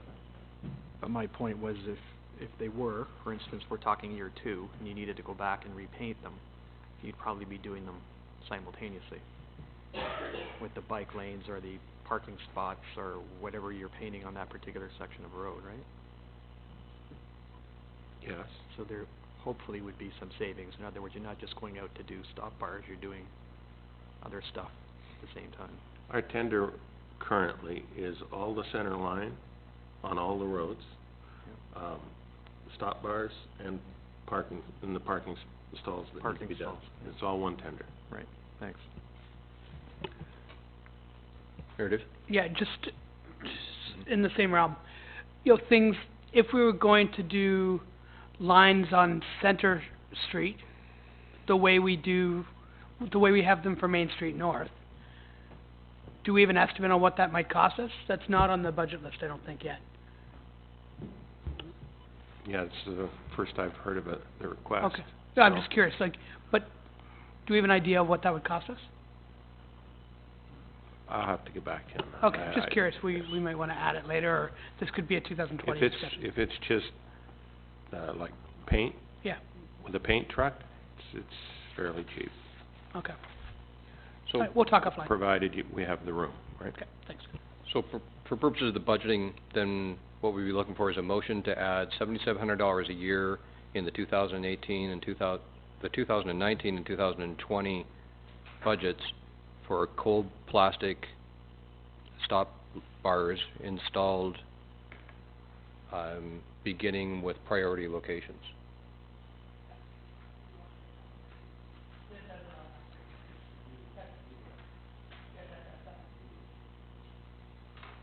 In new locations, yeah.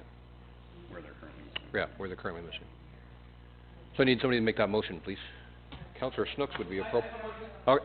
I have a motion on the floor already, which I will take a friendly amendment and make it that exact one. Okay. Sorry, okay, so all in favor of the amended motion from Councillor Barton? All in favor?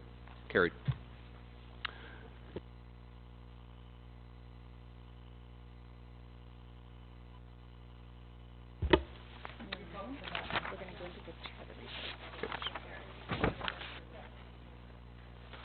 Sorry? Yes. For the next Nope, one we just did?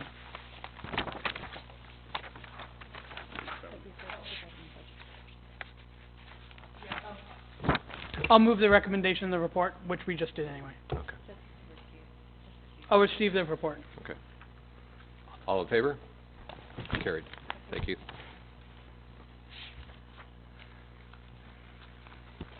Okay, while we're in the mode of Public Works, then we'll look at the other report that's in here for snow removal and sidewalks.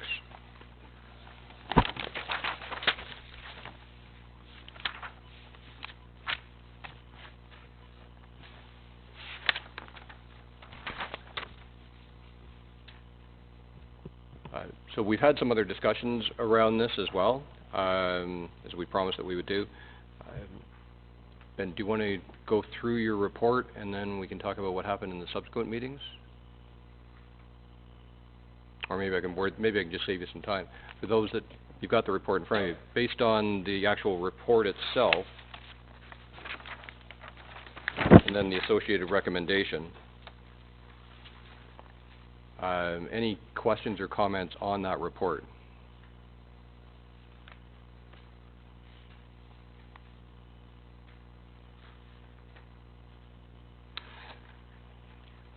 So we've had significant additional discussion around the issue of the minimum maintenance standard and from the province and the patrolling of it by Public Works and the notification then that goes to bylaw and then the discussions that go from bylaw to the individual homeowners. So that's really what's instigated this whole process. Then if everybody was, so there was the, who met? It was Willie, Todd, myself, Ben, to go through the different options. So if you're comfortable, I'll just put forward what we talked about. So the idea was this. The minimum maintenance standard that was brought to us from the province, and as I was saying, is now being patrolled. So the first step would be to stop the patrolling. Bylaw would therefore only act as they have in the past based on complaints. So they're complaint driven, so any time that they're going to a homeowner's home would be because somebody has complained to them and it would not have been the Works Department. Having looked through the costs of the clearing, we'd propose that we do not do general clearing of the sidewalks. What we do want to do is start another investigation on how to do targeted clearing. And by targeted clearing, we mean specifically people who are unable to clear their sidewalks. So specifically seniors who are unable to do it, people with mobility challenges, things like that. So we're not doing any. We'd like to go forward and investigate what would be involved in targeted clearing. Ben has also done some additional work, what's being done in other municipalities.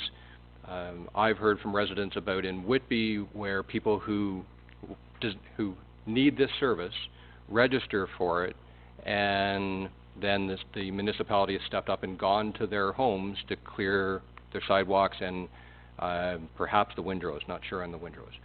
So that was the one that we'd like to go forward with, is to do an investigation on what would be involved in establishing a system for people to register to need the service, and then what would the cost be associated for targeting those particular homeowners.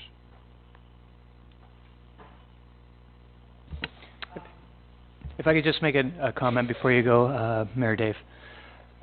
Public Works has done not an exhaustive, but an extremely good job of looking into this, both from the depth of what it's going to cost the department to move forward with this, and also to look around the areas, various areas to take care of this problem. We've also heard from residents that they have concerns about how it's being currently measured. So I just want to say, thanks to Ben and the Public Works Department for putting a large amount of work forward so that we can put our best efforts forward to making this better. And I think this is just one more step in the process that we have to look into. Mayor Dave? I'd like to hear from Ben, if you could explain exactly how he's going to move forward, the resources that it'll take with the recommendation, which is 1B. If you could walk us through what will happen after a snowfall. In addition to that, at the end of that, I'd like to hear our exposure from an insurance standpoint by stopping the patrols. Well, before we do that, I believe what we're saying is we're not putting forward recommendation 1B, correct? What we're saying, that was the original recommendation. The subsequent meeting that's taken place is to we'd have to now go and say, what are the costs, and we did talk about liability, both from the municipality and from other perspectives, if we take this targeted approach. So that's going to need a subsequent report provided by staff. So just a quick timeline, Mayor Dave. The report was generated by Ben and team Wednesday-ish, tabled Thursday or Friday? Friday? Yeah, and then coming to here now today, so there was a little bit of extra work done along the weekend to kind of look at what now Mr. Chair is referring to as an additional recommendation. Councillor Hyde? Yeah, could I just ask, if we're to go down the road of the targeted approach, who is developing the criteria or the protocols for that? Or are we asking staff to do that? That would likely be me. I'll bring a report back on how I'm gonna propose to do this and what the criteria are gonna be. And from a logistical point of view,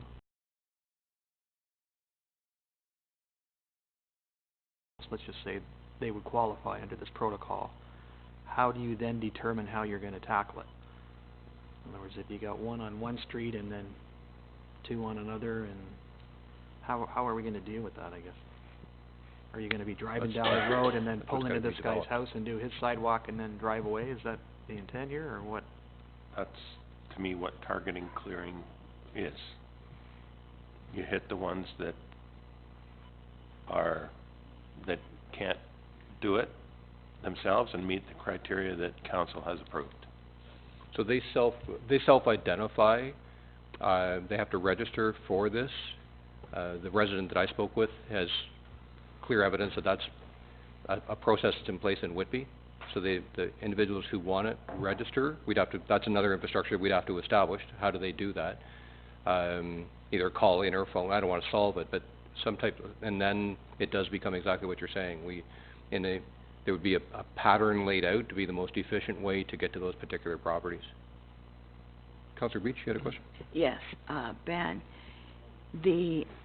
if you were doing targeted areas as you're traveling down the street between certain residents, are you driving on the road or the sidewalk? There'd be some of both, likely. Okay, so those residents that hadn't yet got to clear their portion of the sidewalk, that means you're tramping it down and making it harder for removal, correct? Correct. The part of, I should have brought up that we looked at a number of options here. We looked at if we continue to enforce the minimum maintenance standard, then we need additional bylaw people. Option one. If we looked at the proposal of let's clear all the sidewalks, it's in the report there, it was somewhere for $426,000 annually. So call that a 4% tax increase that applies to all homeowners. Everybody gets the 4.5% increase. Through those discussions, knowing we want to do something to get started, perhaps expand it in time, then knowing that we've got an aging community and people with mobility issues, rather than say we do nothing, the goal was to start targeting that. The alternative would be do nothing. I should step in for a minute, though. I think council set in motion already what we're supposed to be doing. If you're going to change that standard, then staff need to bring back a report, as is going to happen. But what we are doing stays in place until council formally says we're okay. We have to advise you on the situation from an insurance perspective and from a liability perspective, and make sure that you make the decision with your eyes wide open. So I think, so at this point, it's status quo until that report comes from Ben.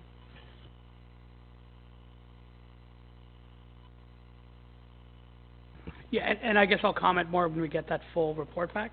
I wish I could have sat in on that meeting that you guys had, but we can't all be in the same room. But that would have been an important discussion that I could have seen how you ended up here. But I'm struggling with lowering our standards of enforcement on an issue where we know we have some potential risks. So, right, no question. As the alternatives are, we can keep doing what we're doing, and with Public Works patrolling, so taking those resources to patrol, to report, and even if we just keep doing what we're doing, we need more bylaw staff, because it's just too many.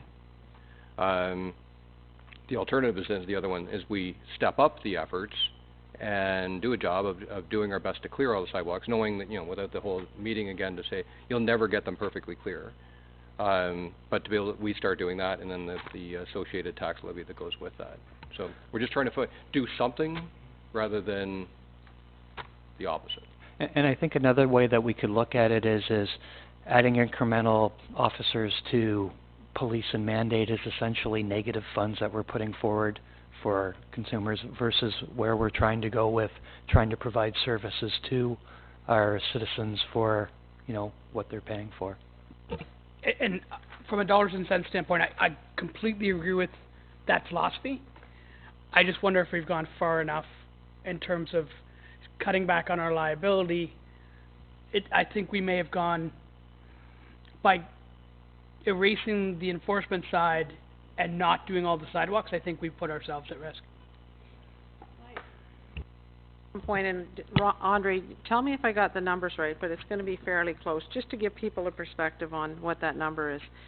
From what my notes say, that we received 256 complaints, sidewalk complaints, from Public Works since we started implementing the minimum maintenance standard. These aren't complaints from the public. These are complaints from us doing our inspection, of which bylaw has only been able to respond to 91 of those complaints. So that gives you a perspective of how much. So when you have that many complaints, the bylaw is only able to respond to 91, gives you a pretty good idea on how far behind bylaw is getting, simply trying to deal with those complaints. That's the issue, as you said. Just to give some context. Yeah. The interesting number that we don't have is how many complaints have we had about bylaw coming to the door to deal with that issue. But that's what's fueled. So if you were talking about a certain percentage increase for doing the service for all, but then I would say with, you know, in the hamlets, those people, and I think Gary probably would,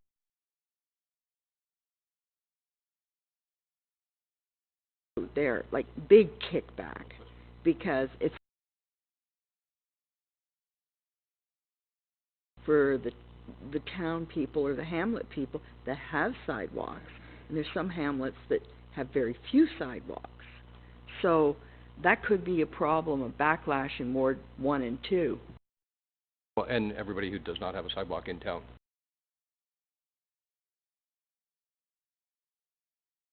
That viewpoint with, you know, I live on Sandy Hook and there's a driveway every 200 feet.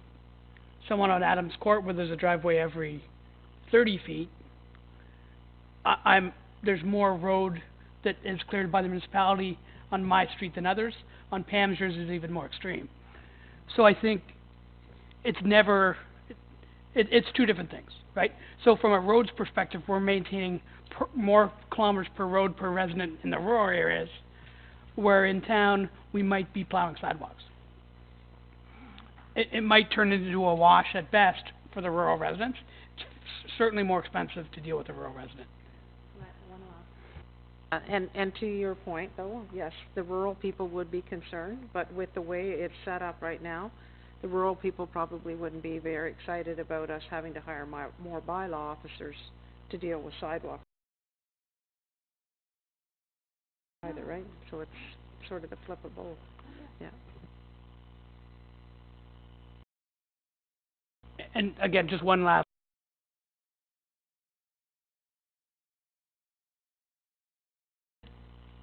Our current reality is because the provincial policy has changed.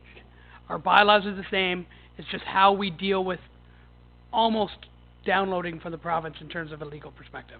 So we're in a new position, we've never been here before, and we're trying to figure out how to move forward. So, we've got the recommendation. What's the proper process then? We're going to, what do we do with the recommendation, knowing that we're going to make a separate recommendation? So just, if you would, Mr. Chair, if you could just receive the report, and then do the additional motion. Okay. So I need a motion then, to receive this report, and then we'll need to build on that motion, though, to ask staff to investigate the costs and the process involved with having targeted sidewalk clearing, and we must just throw this in here, windrows, yes or no? And including windrows. Yeah. With and without, I think he can go down to detail on that, but Okay. I'll make that motion. And I'll just do one more tack on, and the associated liabilities of that decision. Agreed. As amended, yes, please. I'd make that Willie's motion. making the motion. All in favor? Did I see your hand, Pam? I think it's not quite.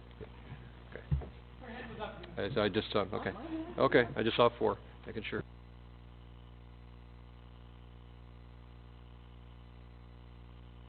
There's another report in the package on, it's item D, report PWO 08-19 from Ben Kester related to snow plowing on the Elgin Park trails.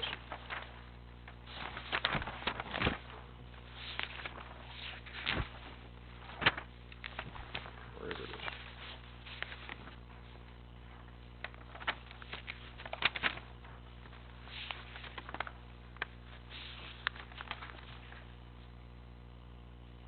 There it is.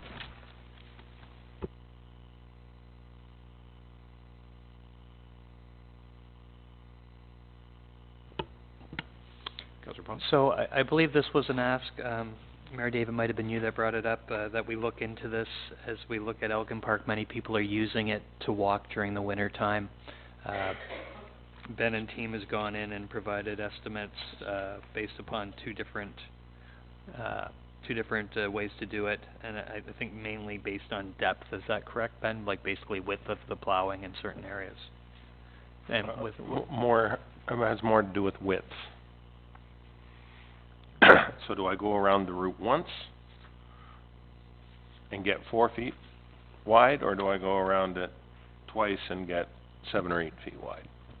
And why that is, in our discussions, why that is, council, is that at some points in the path it's a little bit wider than others, and you can't just go around and kind of spread it one time and get it done properly. So there's a little bit of an additional work to it to do your, I'd almost call it like a Zamboni route, to make it work. My motion would be to receive for information. I don't know if there's any other action points that somebody would want to make at this point in time. My comment would agree to receive for information, and then we can include it as far as the overall budget list and weigh it in with the other priorities. Okay, so we just receive for information. All in favor? That too is carried. Okay, to make best use of the public works time, is there anything else?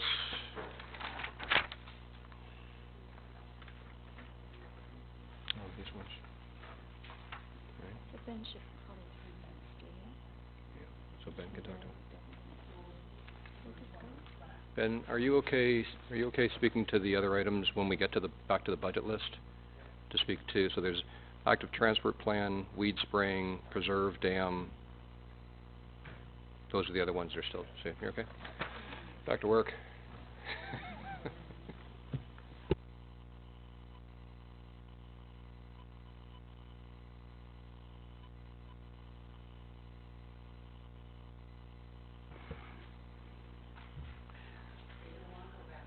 I guess not.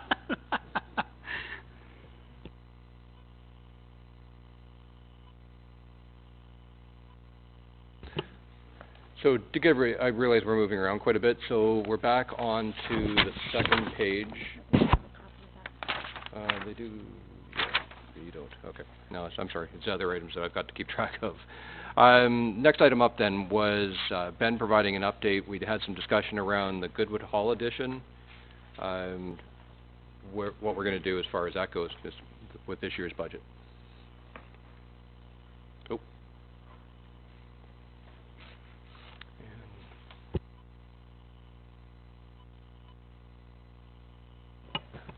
Pam and I are meeting with the Lions next week, so we'll get a better idea after that.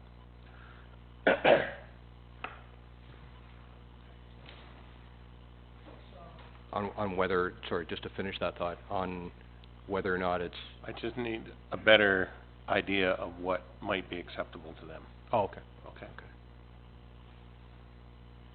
So again, something else that we can address, just get some guidance here, something else that we can address, we can resolve before we commit to the budget, but targeting the end of February. Okay? Yeah, all right. Yeah, okay. Let's keep rolling down. Yeah, just other items that we've just left open. So the next one was the space needs study. There was talk of $20,000, whether or not we're gonna do that ourselves. Are you okay to talk to them? Are you okay to talk to them? All right.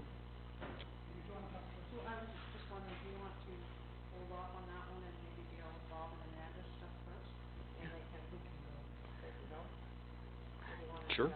Yeah, we Yeah, can do that. let's. We can do that. Yeah, we can do that. Yeah, and Okay. Bill, if you want, you can take off. We don't need you anymore. And are we done with Phil as well? I think we're done with Ben, we're done with Bill. Bill, not yet. I think that's Weeds right. Okay. Okay, so we want to just go down through the budget list. Is that what you're proposing we do? Yeah, just concentrate on the ones where We've got people. Okay. Well, keep some kind of a flow going here, so do you want to go straight to the active transportation? Yeah. So let's go straight to the active transportation plan for $40,000. Because we're switching back and forth, it makes it a little difficult to prelude this. Understanding that the idea is to discuss it, debate it, we may have to vote on each one of them, and those that we decide are important and will continue to carry on, we would then at the end of this meeting, prioritize them, and even then, we'd send it back to Donna to see what would the impact be from a tax levy perspective. So, Mr. Chair, I think I can talk to active transport. So when we first visited this line item way back when in December, this is a new committee that we've set aside $40,000 for. It was a budget that they initially, I believe, had last year that didn't get utilized.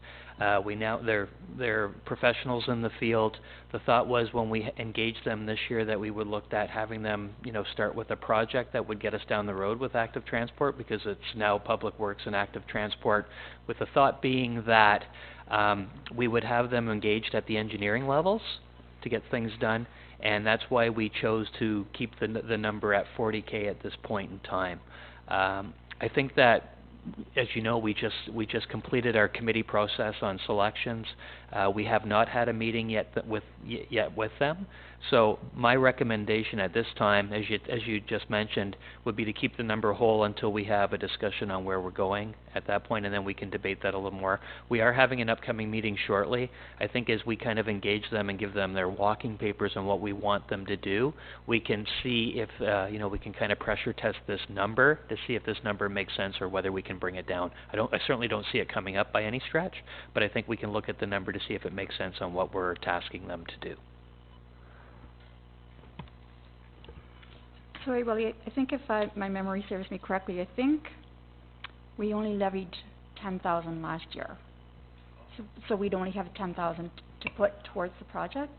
Okay, so my apologies. It might have been in there at 40,000, but maybe the rest was supposed to come from a grant. Yeah, But I think our levy was only 10,000. Okay. So I can speak to that. No, the 10,000 was for last year. It wasn't spent because we did not apply for the what was that called? The OMCC or something like that. Anyway, there was the cycling grants through the province where they were giving 80% funding.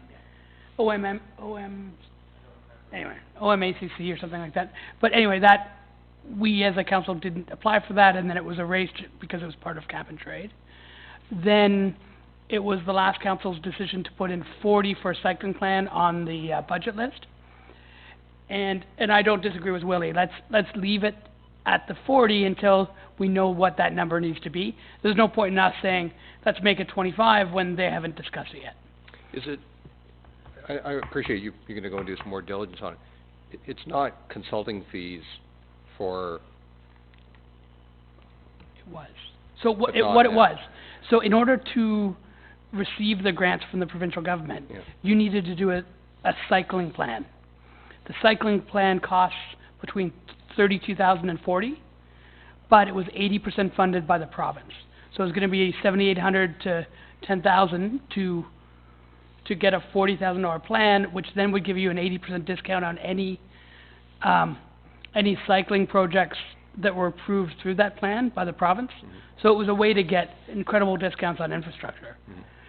Again, that by the time council decided to go for that option, that option was erased.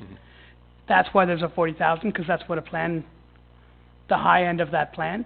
I don't think that plan makes sense in this new, if we're paying the full pop and it doesn't get us grants.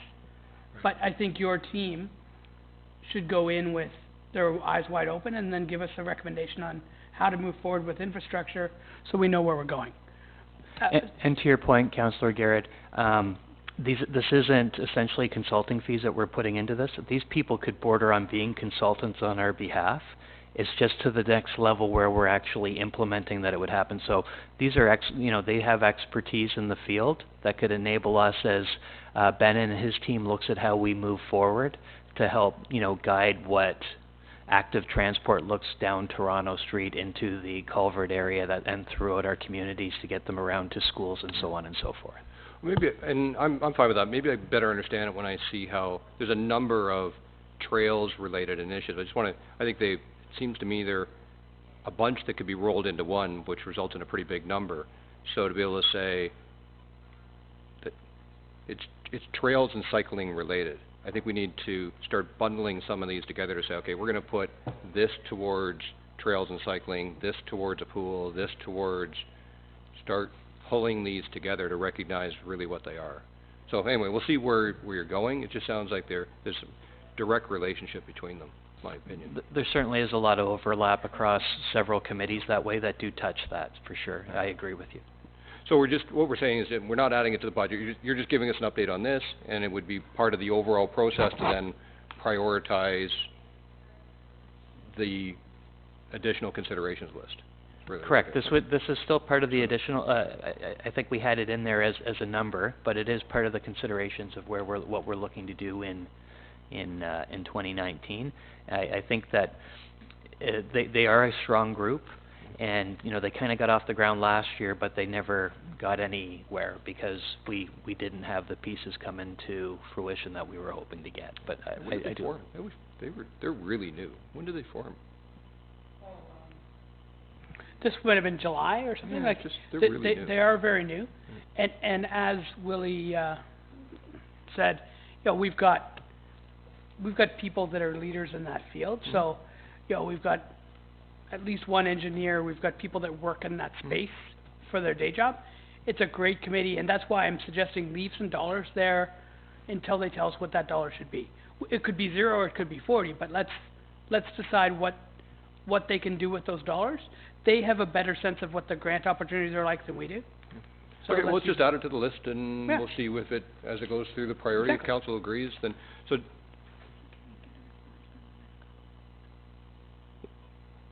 point being is budget time is now.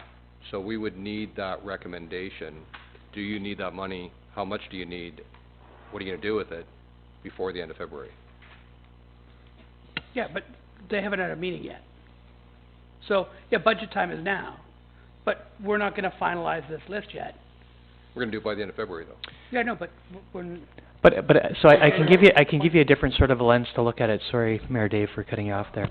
The other thing that we have to look at as we're doing this is that we kind of have to, as we make hard decisions in public works as well, and we look at engineering and say we decided to take a different look at what we were doing with roads, active transport might be part of the consideration that we're doing with them. So the dollars could be incumbent upon what we're doing in other areas at the same time.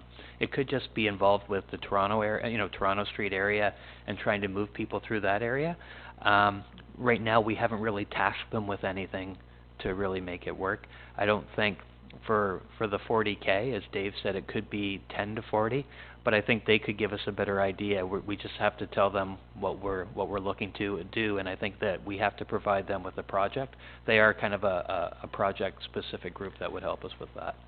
So, I guess it's going to be a lot more discussion on these early ones and perhaps later, because the goal of today is to agree as council on each of these items, and then Donna goes away, comes back and says, okay, based on what council wants to do in 2019, moving the money around any way she can to minimize the impact, say this is what it's going to do you want to do it?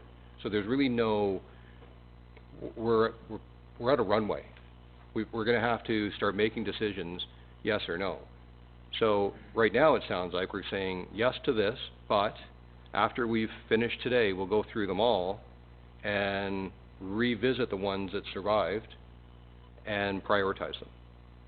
So there's really no opportunity now to go back and say, is it 10, is it 40? It's a number, and we're gonna have to agree to it now and get on with it. It's just an unfortunate situation, but that's what we're dealing with. So why is that? Okay, so we can book other budget meetings, right? We don't know what our OMPF funding is like. Our budget is sort of being delayed by 30 days, which is fantastic, because it allows us to brainstorm priorities moving forward. Why do we have this Well, the argument would be why go, bother... no-go today? The argument would be why bother going through the rest of these today then? But just say, okay, well, we'll wait now until later, and once we've got some more information on all of them. We gotta start agreeing as a council, is this part of our priority, or is it not? Okay, so And if it is, then we need to explore it further. So, is active transportation and Well- accessibility part of this goal of the council? Okay, I think the answer is that's yes. a whole other meeting that we haven't had yet. No, respectfully, I disagree, Mr. Chair. I think if we kind of have to look at the sums and the whole as part of the same. I realize too that we have to look through these numbers and start cutting things off the list. I think that the active transport piece is subject to, we haven't had a meeting, we've allocated X amount of dollars. We're saying that at the most it's there, but it could come down in price. In my mind, it's no dissimilar than the further recommendations we made at the start to remove dollars from Parks and Rec, where we've had, with regards to the mower. It's just they're one step ahead of where we're at because we haven't had our committees completed yet.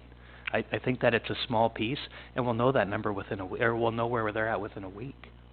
Councillor, do you have a comment?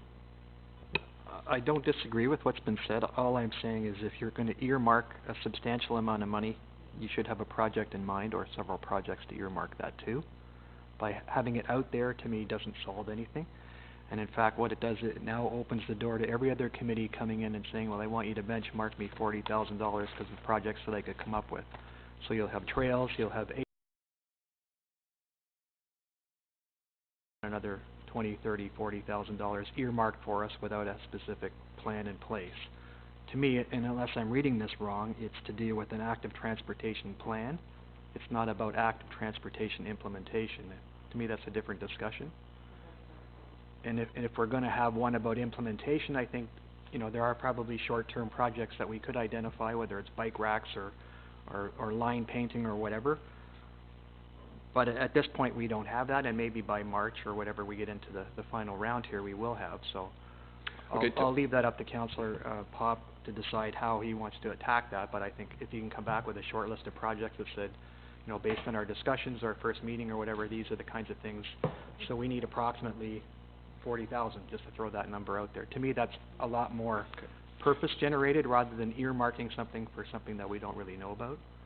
So let's do this. The exercise is to get through this entire list, see what survives round one, if it's a and then specific keep project, going. I'm So right okay now, with it, but we'll these... park 40, and around an hour from now, we'll probably revisit it. How's that? Just one point on that, Bruce. Well, you guys, you need to remember that this is a committee that we didn't have before. I mean, they were appointed, but they were appointed at the very end of the term of council. So you don't have any mandate coming forward or any work that the previous committee did that you can base this budget on. And that is the challenge with the Active Transportation Committee. All the other committees, we know pretty much what the goals and objectives were, but this committee is so new. So that's where the difficulty comes. Like economic development, we know they're going to build on what they did before. Active transportation just got out the door with really no work except setting up their terms of reference. Just, it makes it challenging.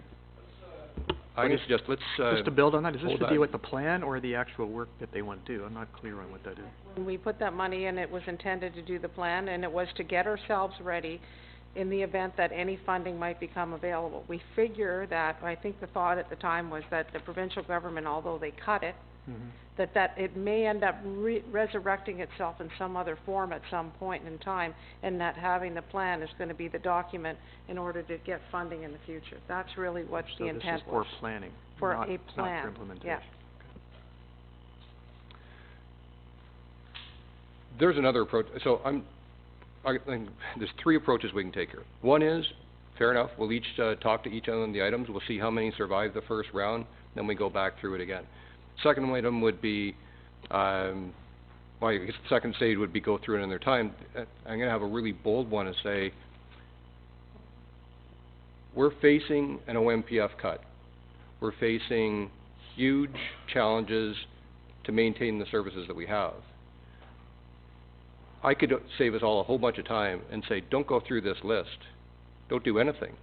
Kill them all until we find out what's going on from transfer payments. Is it really a fruitful discussion to go through all of these, put them to the side, wait for the OMPF to come back? Potentially, there's going to be a cut. Let's be honest, there's going to be some kind of a cut. Then we have to cycle back from that and say, what are we going to do with existing services before we tack anything else on? Is it really worth everybody's time, including those in the public, to go through all of this and go, sure do hope we can do this?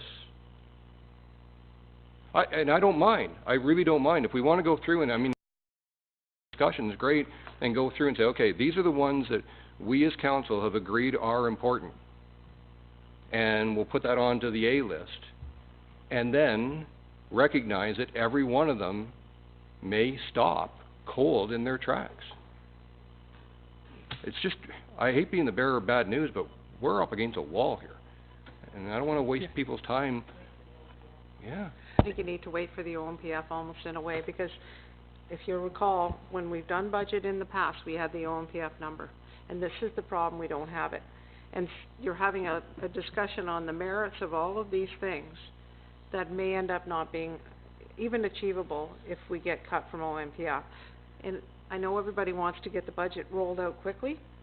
My feeling would be that you hold off. Wait until you know where OMPF is at, and at some point in time you may have to just draw a line in the sand and make an assumption that you're not going to get it, and hope that you do as a surprise later, and finish your budget based on that. This is going to be a long conversation, in my opinion, for the province, because people are all over the map on OMPF and the inequities of it, and I don't see that it's going to be resolved in a couple of weeks. Maybe I'm wrong, but that's my opinion.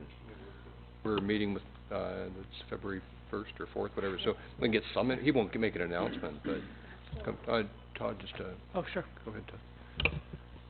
Yeah, I don't disagree from a standpoint of not dealing with this at this point.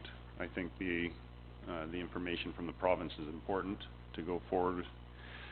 We had mentioned, and this is where I would say I would put my emphasis on, is we had mentioned something at a previous meeting in regards to having a type of brainstorming to know what our goals are, because I'll be honest with you right now, if I look around the table here, I'm going to call it a table, I don't know what else to call this thing, but when you look around the table here, I don't know what Gary's key thought processes are on, is it more important to be dealing with active transportation, or is it more important to put a pool into place, or is it more important to, what are our main objectives for the next 4 years for this group?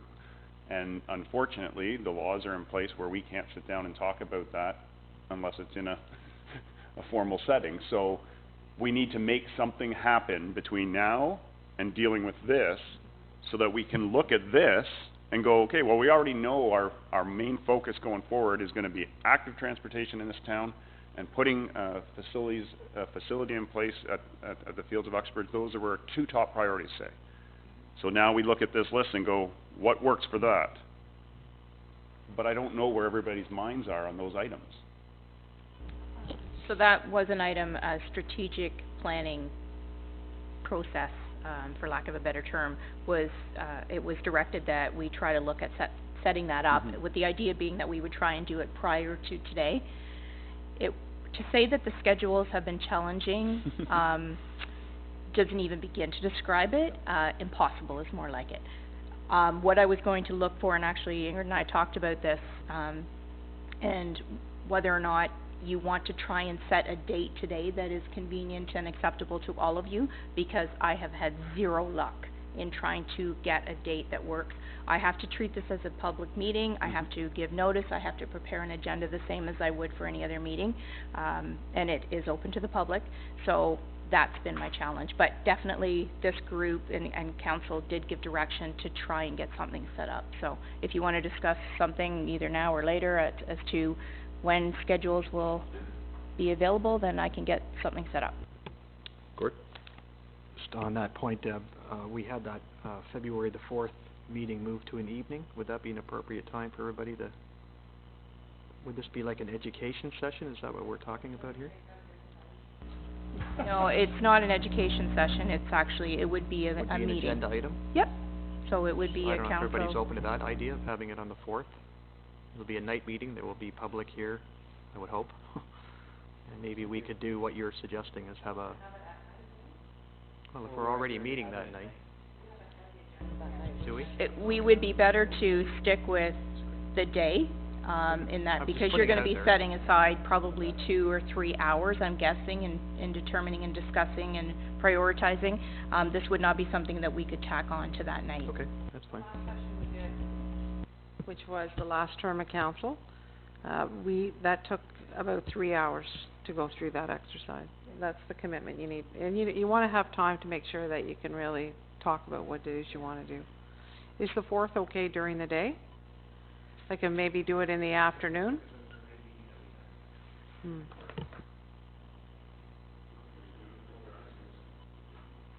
Well, if you... We had moved from a day to a night. So maybe do an afternoon meeting, and then you're not coming in the morning and then having to do the night. Maybe just do an afternoon, let's say from 2 to 5, and then you have time before you have the meeting at night. If that might... I might prefer Yeah. the morning. Because we're really good at ending on time. So, Schedule the day. I'm okay with the bridged meeting, but let's be honest with ourselves. If we aim for 5, we'll be wrapping up quick because council's starting at 7. I'm just saying, like, It's a little different without an agenda, right? So if we're doing a brainstorming and we know we have to be done by 5, we'll be done. It's different when we have 100 items on an agenda that we have to get finished. Have you been at different meetings that I've been to? I'd Well, love, we I'd haven't- love to be proven wrong. So, okay. Something that she does, and that's, and just be prepared to get cut off. Okay. So what day are we looking at? February the 4th. So the way we're looking right now would be, strategic planning session for February the 4th, and we do it from 2 till 5, and that's what will be put on the agenda, is that time period. Todd can't, February 4th doesn't work for Todd anymore. He moved his, Oh, he moved. he Okay. moved his day tonight. Okay, new date. The 4th doesn't work. When we switch from day to night, Todd switched his shift.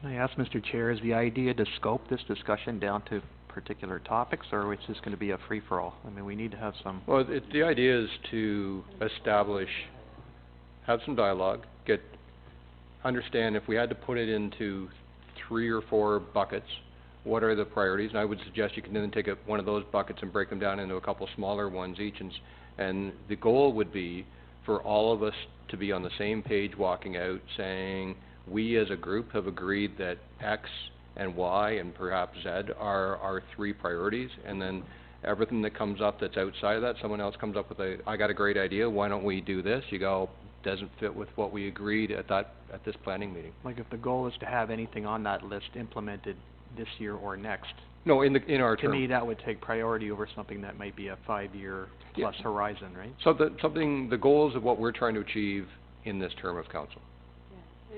It's no different than the way we did it the last time. Council boiled it down to 5 goals. And there were some projects that we knew the public were interested in, and they were basically scratched off as, and I sent everybody that plan, and basically it was, let's say, the new complex. We're not gonna spend any time during the last term of council on that complex. That was the decision that council made, and I think it's the right decision. Instead of continually trying to ramp it up, the door's closed, it doesn't get talked about from a planning perspective, right? And then there was other items on that list that if we had the money, if we had a grant opportunity, would we renovate this? Or do the pump track or something like that. It's, if we could get the funding, would this be a live project? Makes sense. And now the one thing that's gonna be a critical meeting. It was probably the best meeting we had with the old council was that brainstorming session. Because we got to learn where everyone was at. It was totally beneficial. And we need to do it. We need to make sure we schedule the time. For this budget list, I wonder if we should go through this and say, on, off, or wait. Okay, yes, I'd love to do that. Okay. Are we gonna try to get Deb a date right now? Yes, if you can, it's hard. And then yes, Dave. Or do you wanna do it when there's offline? The rest of this week? I'm good the rest of this week. What's this week look like for people? Today's what day? last night shift, so then I'm off at 4. Tuesday.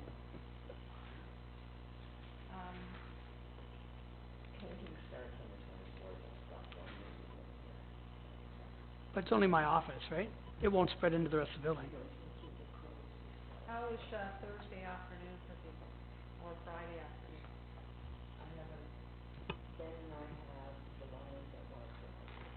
Can we bump it? Could they be moved? I'm okay with that if it could be. Not giving you a lot of time to advertise. Oh, right.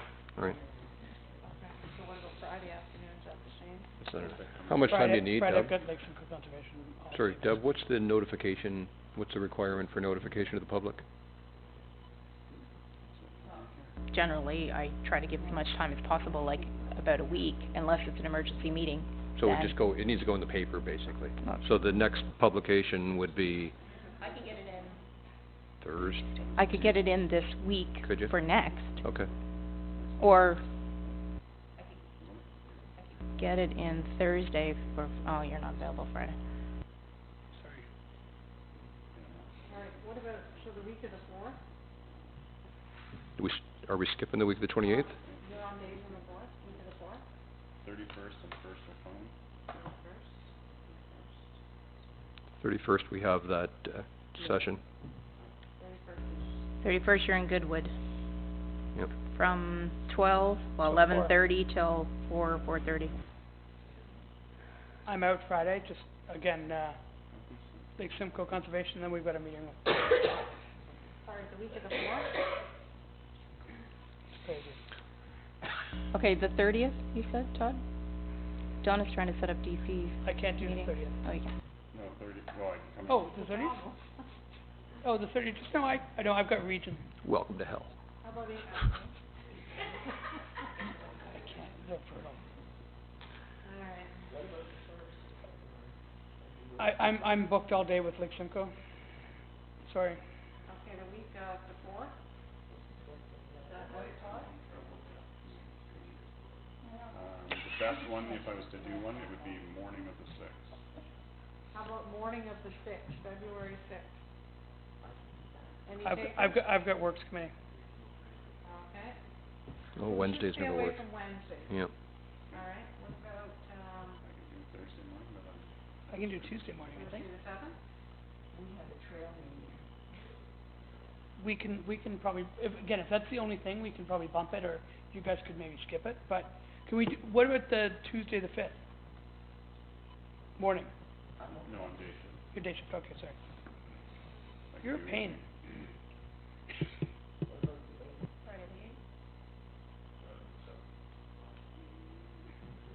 Friday the 8th, I'm good. I have one lunch and that's it.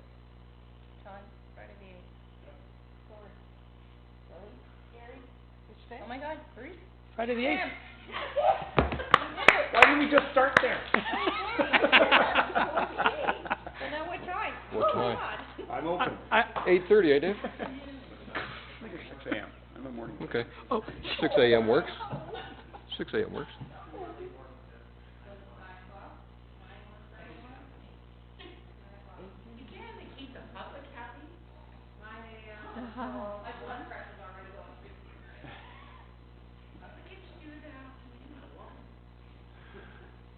Say, so 9 AM. I second, no, I'm kidding. I've never used it, but I will. Friday, February the 8th, 9 AM, and we will go to 12?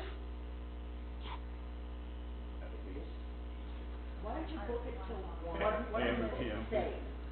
don't we book it till 1:30, and we'll bring in pizza or something so we can make it through lunch and not here. Might not talk to each other. That's true. 9 till 1:30. Is that okay, guys? Okay. Okay. Oh my God, we did it. That was the longest part of the meeting. Ooh.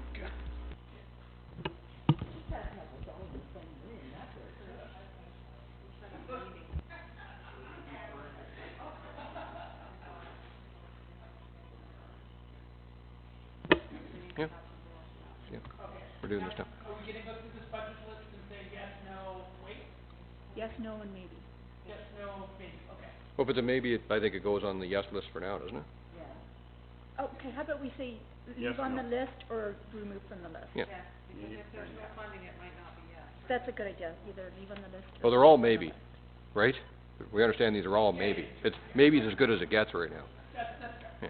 But one of the items is, you know, a 10-year study on the library.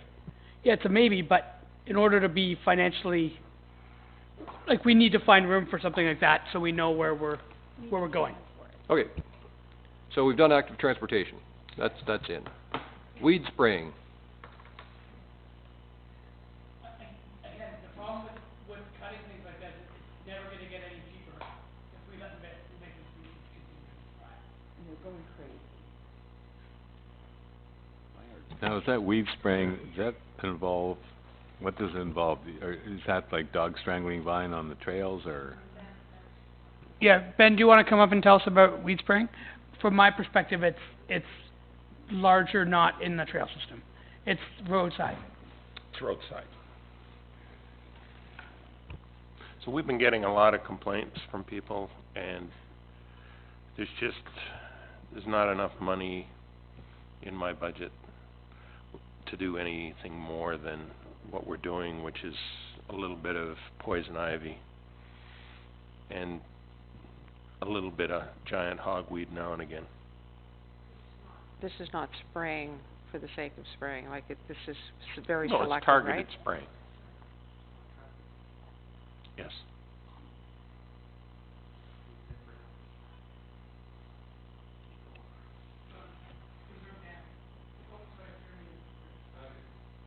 I'm back. Preserve dam. Thanks, Dave.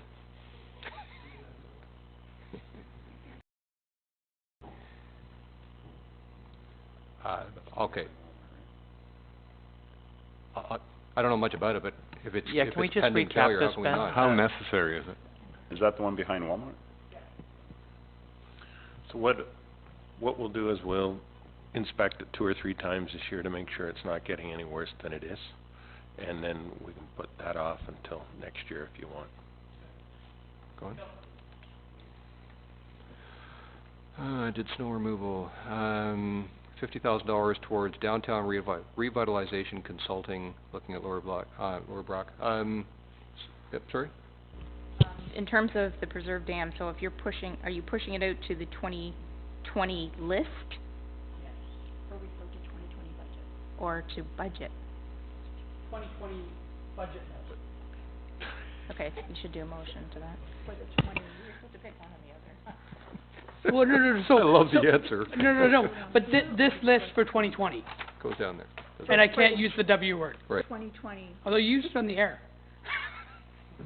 Only for children. Okay, For the so 2021 the budget. budget list for 2020, 20, yeah, year 2020. year 2020. Yeah. I move that we move the EA for the preserve dam to 2020, budget list. Budget. Thank you. All in favor? Do we have to vote? Okay, all in favor? Carried. The downtown revitalization plan, my only comment is, can we leverage what's already, I saw the plan, the old plan. Can we take advantage of that, or do we have to start fresh? How does that work? Well, I kind of think we should change the wording on it, because it's really not about a downtown revitalization plan. I think we've got a plan that we did before, but I think we need to have money in the budget in order to deal with some of the engineering outcomes that town, post-construction of the culvert, but in time to start discussing it now is now, and there's money that they're saying we should probably need to spend, because we have to be able to justify things from an engineering perspective. And if we don't have any budget to do that, then, you know, we can talk and talk and talk, but the region's waiting for us to bring back an engineering report in regards to what it is we want to do. So it's, I would almost change it from a downtown revitalization study to a very targeted engineering report regarding downtown redevelopment. That's really what it is. Okay. So I'll move that we change the name from the Downtown Revitalization Consulting to Downtown Engineering Study, Engineering Plan? Is that plan? Is that what you used? Your word was better. Report. Investigation. But the idea Okay, being... Downtown Revitalization Investigation. But maybe the idea being No, too, engineering. that the money, if it's not Downtown used in Engineering 2019, Investigation. like for whatever reason, that it could be carried to 2020, so you're not refinancing. Just leave it at that. We need to be making motions on these if they're not even in the actual budget. They're just sort of considerations, right? Like if we were adding it to the actual budget, then I could say we would need a motion to do that, but. Apparently, Do we?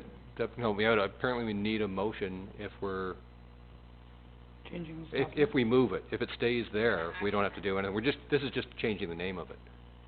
No, but I mean, unless we're adding it to the actual budget, we're just scratching these off the list, right? Well, the only one we've Add it. moved so far was the Preserve Dam, and Dave made the motion to push it to 2020. But it's, Yeah. Through you, Mr. Chair, the challenge if we don't do anything with it is come next year, we don't know what happened with it.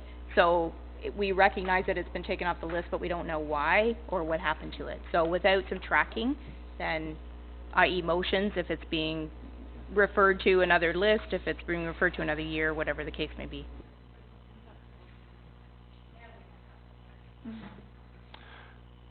Okay, so we've got that. We're leaving it there for more consideration. I got that, Mayor Dave?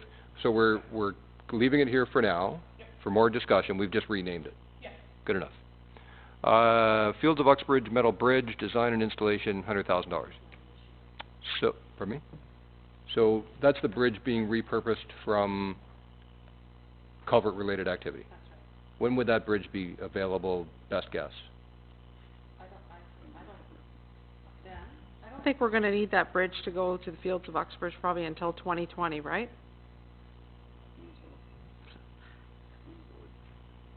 Well, you never know.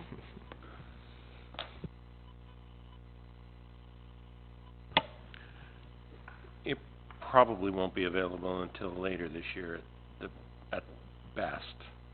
The way the contract's worded is that it gets delivered to the park yard. So we'll just put it up on blocks at the park yard until you're ready to go. Reusing it is obvious. It's just when would it be available to do it, so, yeah. Okay. So is this a redesign after we use it from the culvert? Is that what we're saying? So it's just, there's some slight modifications, or it's the actual... Placement. Got it. So it's more than... Oh, yeah, so we it's need not the even engineering movement. for where it got it, Yes, yeah. And a big thing is preparing the site, right? So we just need the motion then to move it from the 2019 budget list to the 2020 budget list. Made by Todd. All in favor? Done.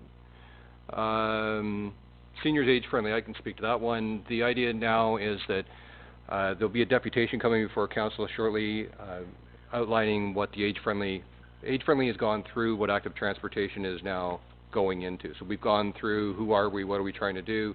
What will come from that deputation is a report saying these are some recommendations to council. The plan was always not to do projects, but to come to council and say, these are the things we would like to see done, and a reminder to look through the age-friendly lens for all future projects. We fully expect from the age-friendly committee for people to support it and say, we'd like you to do some things. And, you know, a quick example I can give you is the grass area in front of the senior center. There's, you know, and I'm not sure that's the one because there could be grants available to it, but just as a speaking point, to put an area where people could sit and linger and chat and maybe play checkers and be shaded and be outdoors. So what we expect is the council will come back and say, these are great ideas, go to it. So therefore, a pretty modest amount of money being set in there to try to start moving some of these along.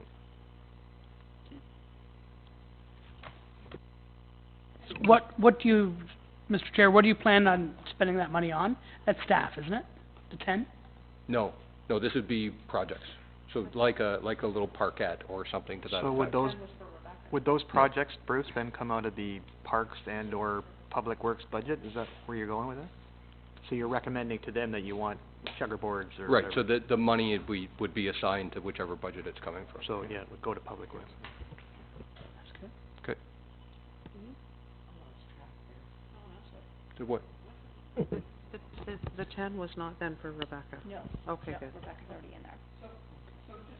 Explain to me again, the 10 will be to buy things like chairs? No, well, the 10 will be, there'll be some recommendations. So the last year has been saying, what is the mandate? It's an advisory committee. The advisory committee has now, after much effort and consultation with the community, ready to come in now and present to council saying, these are some things, if Uxbridge truly wants to become age-friendly, here's some recommendations, including, you know, where there's no action would be recommending appropriate access to neighborhoods so that seniors, like the sidewalk coming down from Douglas Crossing. So make sure that we're always thinking about, oh, we're doing this. We think about it from an accessibility perspective. We think about it from an age-friendly perspective. So that's the things that will get you recognized as an age-friendly community. Part of that would be, what else are we going to do? So it's really, what are we going to do to provide some balance to programs, as an example, or whatever it is that we end up, I haven't seen the whole report yet, to provide services to an aging community. So it could be to put in, I'm just using that as a very simple talking point, it could be a sitting area, it could be someone said, hey, I'd really like chair yoga. Never heard of it, but apparently it's hard work. So to implement a chair yoga program, you hire a chair yoganist, and that's a word, I just made it up. How do I spell that? Yeah, could you? So you would have to hire someone to provide this program. So it's funding for programs or services for an aging community. Okay, so the 10, there isn't a specific project for it. It's so that new committee has a budget besides the staffing. You will have specific projects presented to you. The deputation request, if it hasn't been sent in, will be sent in this week. Okay. Well, it's just that this is my take on the active transportation one was we're going to have to create this report to say, here's our ideas. So it's funding a planning session. Our planning has been done by the volunteers through the last 12 months. Now we're coming in and saying, here's our recommendations.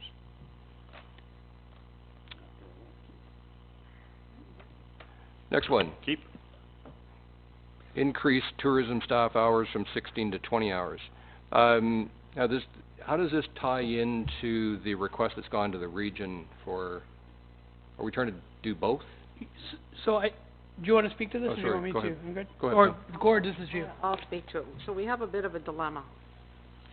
I talked to the region at a meeting last week, and the region is saying that there is no funding in the 2019 budget for a tourism person for the north. But what the region is saying is that it may become a priority depending on what happens with the local councils. Their preference is to fund a tourism person and not to give us money. Our challenge is, as we know from a staffing perspective, what we're paying for our person at 16 hours a week, and we know what the region's now going to be paying this new position if they create it.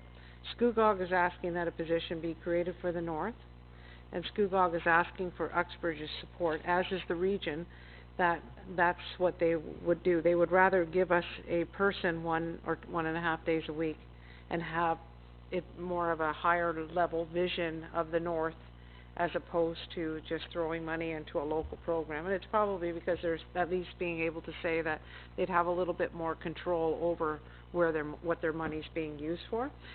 What we did is we held the resolution just for now, so to give the region an opportunity to come back to me and talk to me about how their tourism department is structured, who does what in their department, what their pay structures are, and all of those kind of things, to get a better understanding. And if at the end of the day we feel that that's not the best situation for Uxbridge, the resolution will be sent to the region basically saying this is Uxbridge's position on that.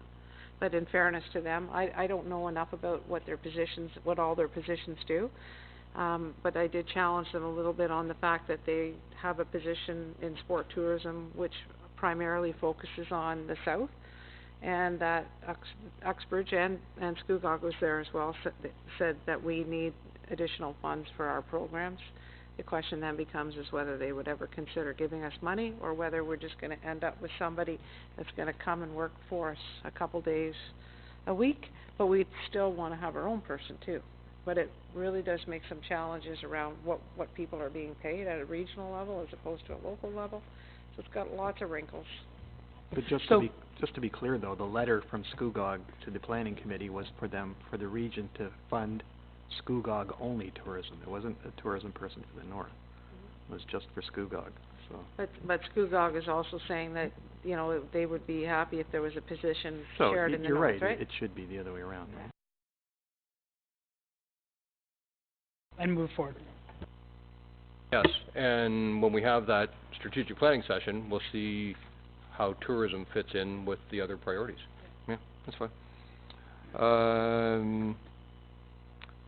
The Ewan Trail and the Bruce Trail resurfacing in the 2021 capital budget. Not sure what that means. It's in the capital budget, so it was moved to the wish list. The what?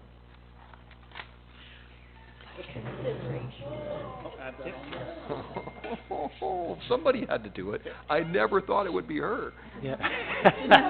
Microphone on. No one heard it. There's a camera. I heard it. That's all that matters. No, I said wishes are for children. That's all I said. I'm sorry. So, what was the reference to the 2021 capital budget? Sonia, did you want to speak to that?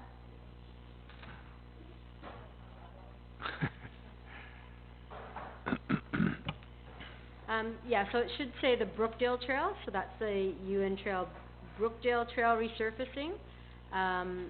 It was in the 2021 cap. A TCT, Trans-Canada Trail grant. The committee was asking for it to be moved forward, and the grant could be $10,000. So we've already actually applied for the grant, and we haven't heard anything about it yet.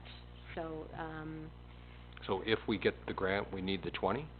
If we get the grant, I think we need to contribute 12. So it's more than 50%, but not quite 20.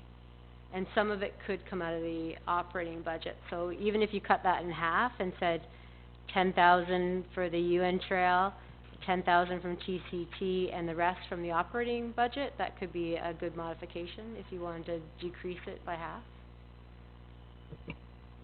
I'd give you that. So I would support going, let's drop that one to 10. Drop it. Go ahead. And it's contingent on getting the grant. Yeah. It's not in the budget anyway, so. Right, but with Amanda, she's not gonna spend it unless we get the grant, right? Right, because we will try and apply for that grant again, and it Yeah. wasn't highlighted as one of our priorities until 2021, so we're moving it forward and taking it off the list. So is it 10 or 12 that we keep? So we're gonna ask for 10. Yes. So, Sorry, we were talking. the question was, could it be at a parkland reserve from Gord? we can come back to that, yeah. What does resurfacing mean? So going to a grade A gravel base, if you look at the Ewan Trail, which comes out of that cul-de-sac that goes beside the retention pond towards the Brookdale Trail, there's basically no material there at all. And then the Brookdale Trail, we've actually done a lot of work trying to improve the tread there, but it still needs some more work. And then part of the grant was also to take a look at that flatbed bridge that's across the creek for the Brookdale Trail, which is right off the concession, and maybe just getting some spots re-welded because some of it looks a little loose. So, yeah. So it's basically gravel. We like to use grade A gravel. It's very environmentally friendly, and we've had Lake Simcoe Region Conservation Authority there already, and they've already gave us their thumbs up for what we want to do, and so we would apply for a permit as well as part of this project. Do you want to just carry straight in, Amanda, to the wetland drill? There's been a lot of bouncing around of numbers, and I apologize for that. Originally, about 2 years ago, I investigated this wetland trail connection. Again, it's off the Brookdale Trail, and we have a trail called the Wetland Trail with the PD platform that sits right on the creek. And 2 years ago, we tried to make a connection to that wetland trail, and it was 100,000. It was just an unreasonable number, and so we dropped it.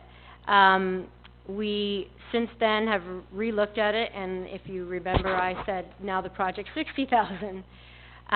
Since that time, the Trails Committee have gotten a friendly commitment to donating a bridge to that project, and they found a new location that's actually higher ground. And Lake Simcoe was there last week and approved in principle of this higher ground crossing. So instead of it crossing right at the TD platform, it will actually cross a little bit to the east of it, and this bridge will be, depending on what Lake Simcoe tells us could be the footings, it will be placed right there, and it's made out of plastic, the bridge. It's pre-engineered, and so it actually can be carried in by volunteers. And so there still will be some engineering involved in this. Still will be some trail work that will make sure that we're doing the appropriate grading up to the bridge and off the bridge. So now, with the donation of the bridge, they brought this number down to 20,000, and that will include the engineering and the trail work and the grading and the footing.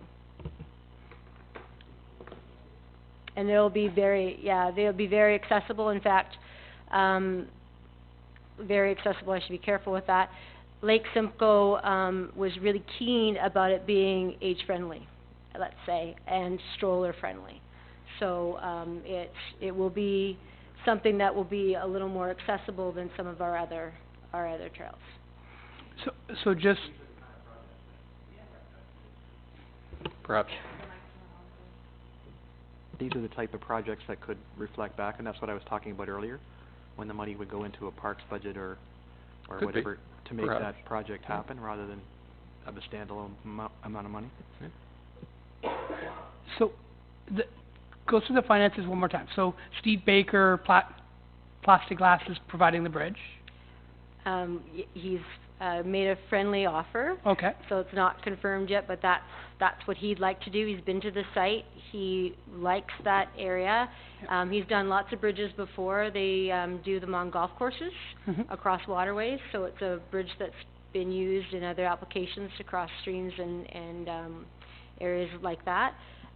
Lake Simcoe's been there. They agree it would be a great application as well. Yep. So what is left to be done is we still need to get engineered footing and make sure that we are meeting what we have to do a permit with Lake Simcoe, make sure that we're doing it properly, but then also making sure that we found 2 high spots on the trail, so hopefully the grading to each end is not too difficult.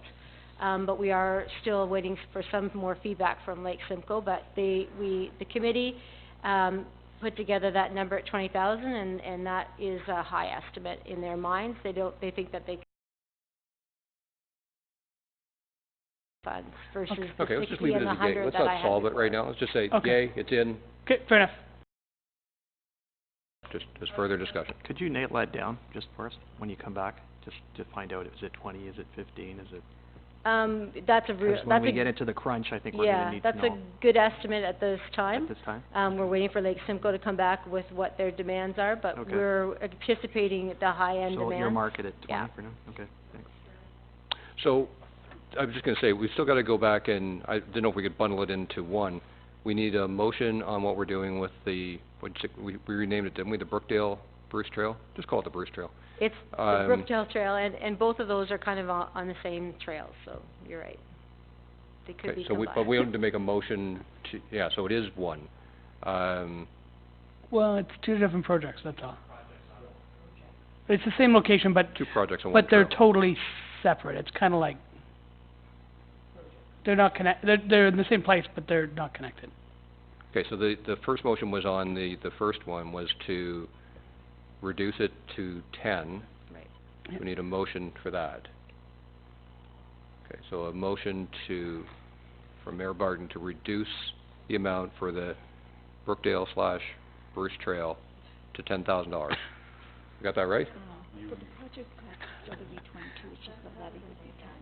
Sure Yeah, it is. It's It's the the UN Bruce / Trail. Brookdale Trail. You know what, we'll be more likely to get funding if it's Bruce, so let's leave it Okay, there. it's the Bruce Trail, You're yeah. not wrong. We still wanna leave the cost there. UN / Brookdale Trail. If we're looking at the cost, or how it's gonna be funded. I think we're leaving it on the list. We're leaving on the list at 10, and then the 20 for we're gonna leave the thing on for 20. Yep.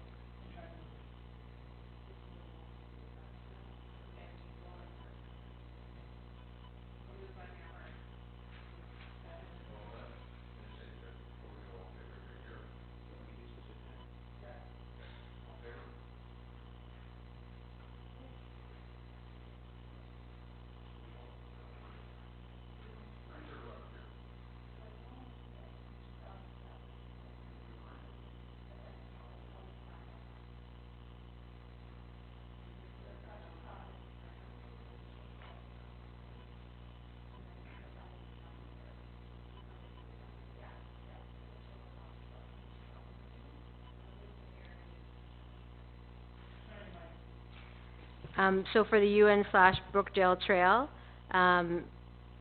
what we said was that, so that 20,000, what Donna's saying is keep the number at 20,000, and then we'll show that 10,000 will come from the Trans-Canada Trail. Correct? Yeah.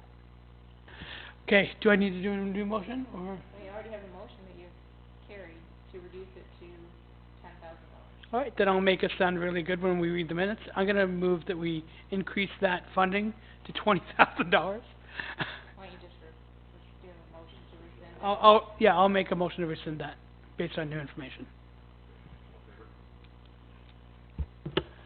Carried. So we're done wetland. Next one is, so we had the folks in from the youth center looking for $3,000 additional funding. Oh, wetland trail just stayed, didn't it? Stayed in for more discussion. Yeah, so the youth center, they were asking for $3,000 additional funding. We've had one discussion about that. One was to do with personal finances. I think they were just trying to throw out a couple of examples. And I'd push back to say, well, some of that could be done by professionals in the, thank you, professionals in the municipality that could just do this for them. I think maybe they may regret using a couple of examples. So really the bigger question is, for this discussion, do we leave 3,000 in for this? So yes, leave it for, sorry, go ahead, Tom. The only other comment I would make is now that we have passed the cannabis thing, we can start utilizing funds for youth directives from that. Yep, 100%, yeah. Yep.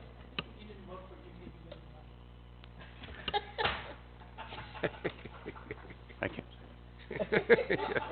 Hold that mic. Okay, so for now it stays in there?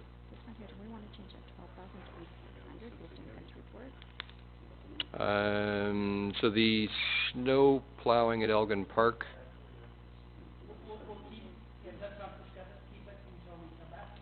Oh, yeah, but just keep it till we get the revise.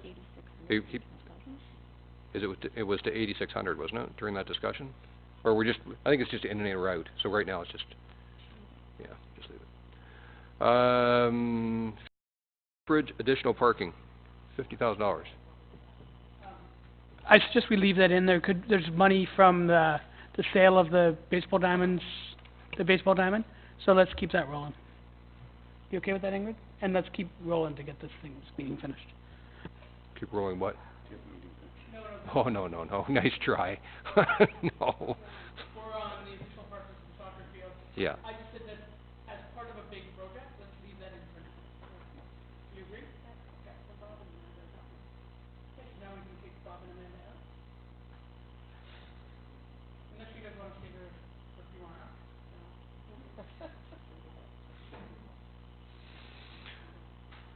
The next one then is the new full-time fire prevention officer salary and benefits for 3 months of the year at $23,800.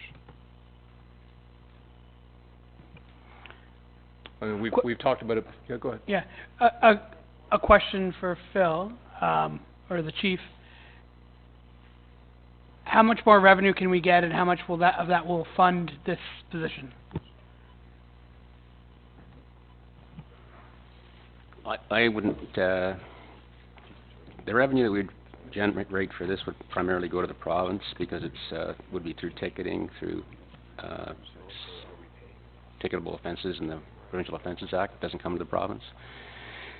This, position is in addition to our one full-time position we have now. We're not able to keep up with the demand of inspections and the current development that we have now. You'll note in 2018 the fire departments in the region undertook a study as to compliance regarding smoke alarms in residential occupancies, and we determined that across the region we're woefully averaging about a maximum of 40% compliance. We've started writing tickets across the region for non-compliance, and we're just unable to keep up with the demand. Our current fire prevention officer is spending between 1.5 and 2 days a week issuing tickets or tracking down persons to issue the tickets to. When we ticket corporations or that are not resident in Uxbridge, it sometimes takes more than a day to track them down and serve the employees. Just we're not able to keep up the present staff load.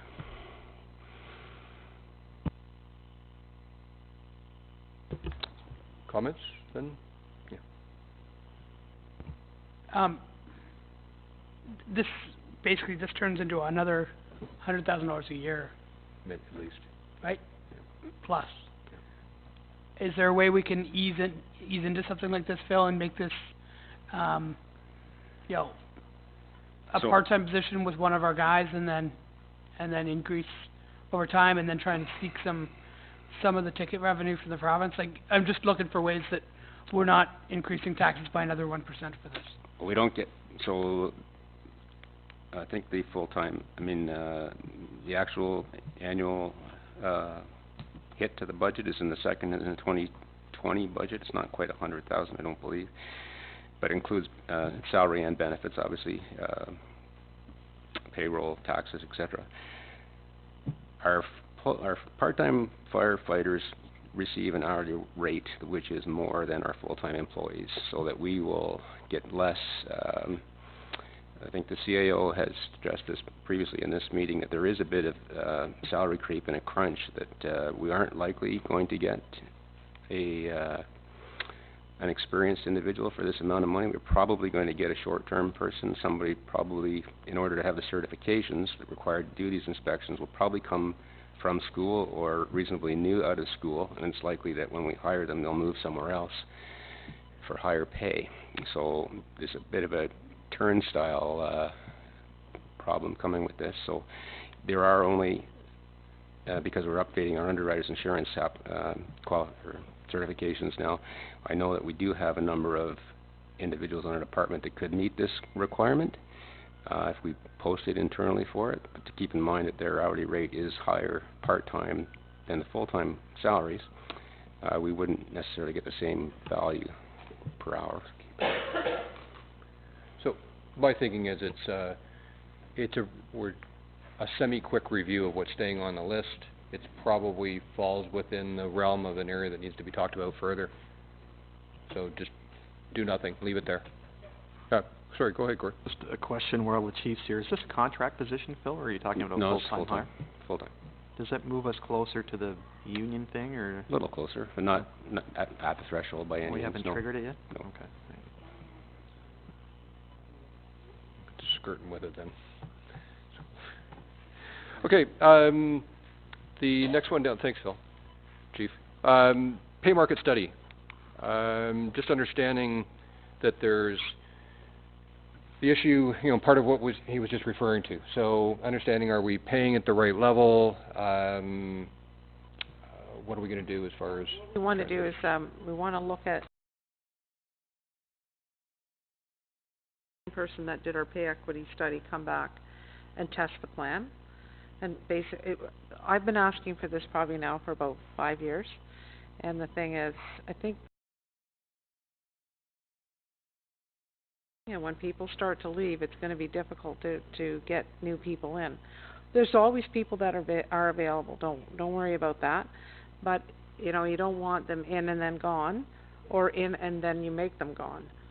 Like there's the two scenarios. And I just think for the sake of yourselves moving forward, that at least that you're paying what needs to be paid to retain the people that you have.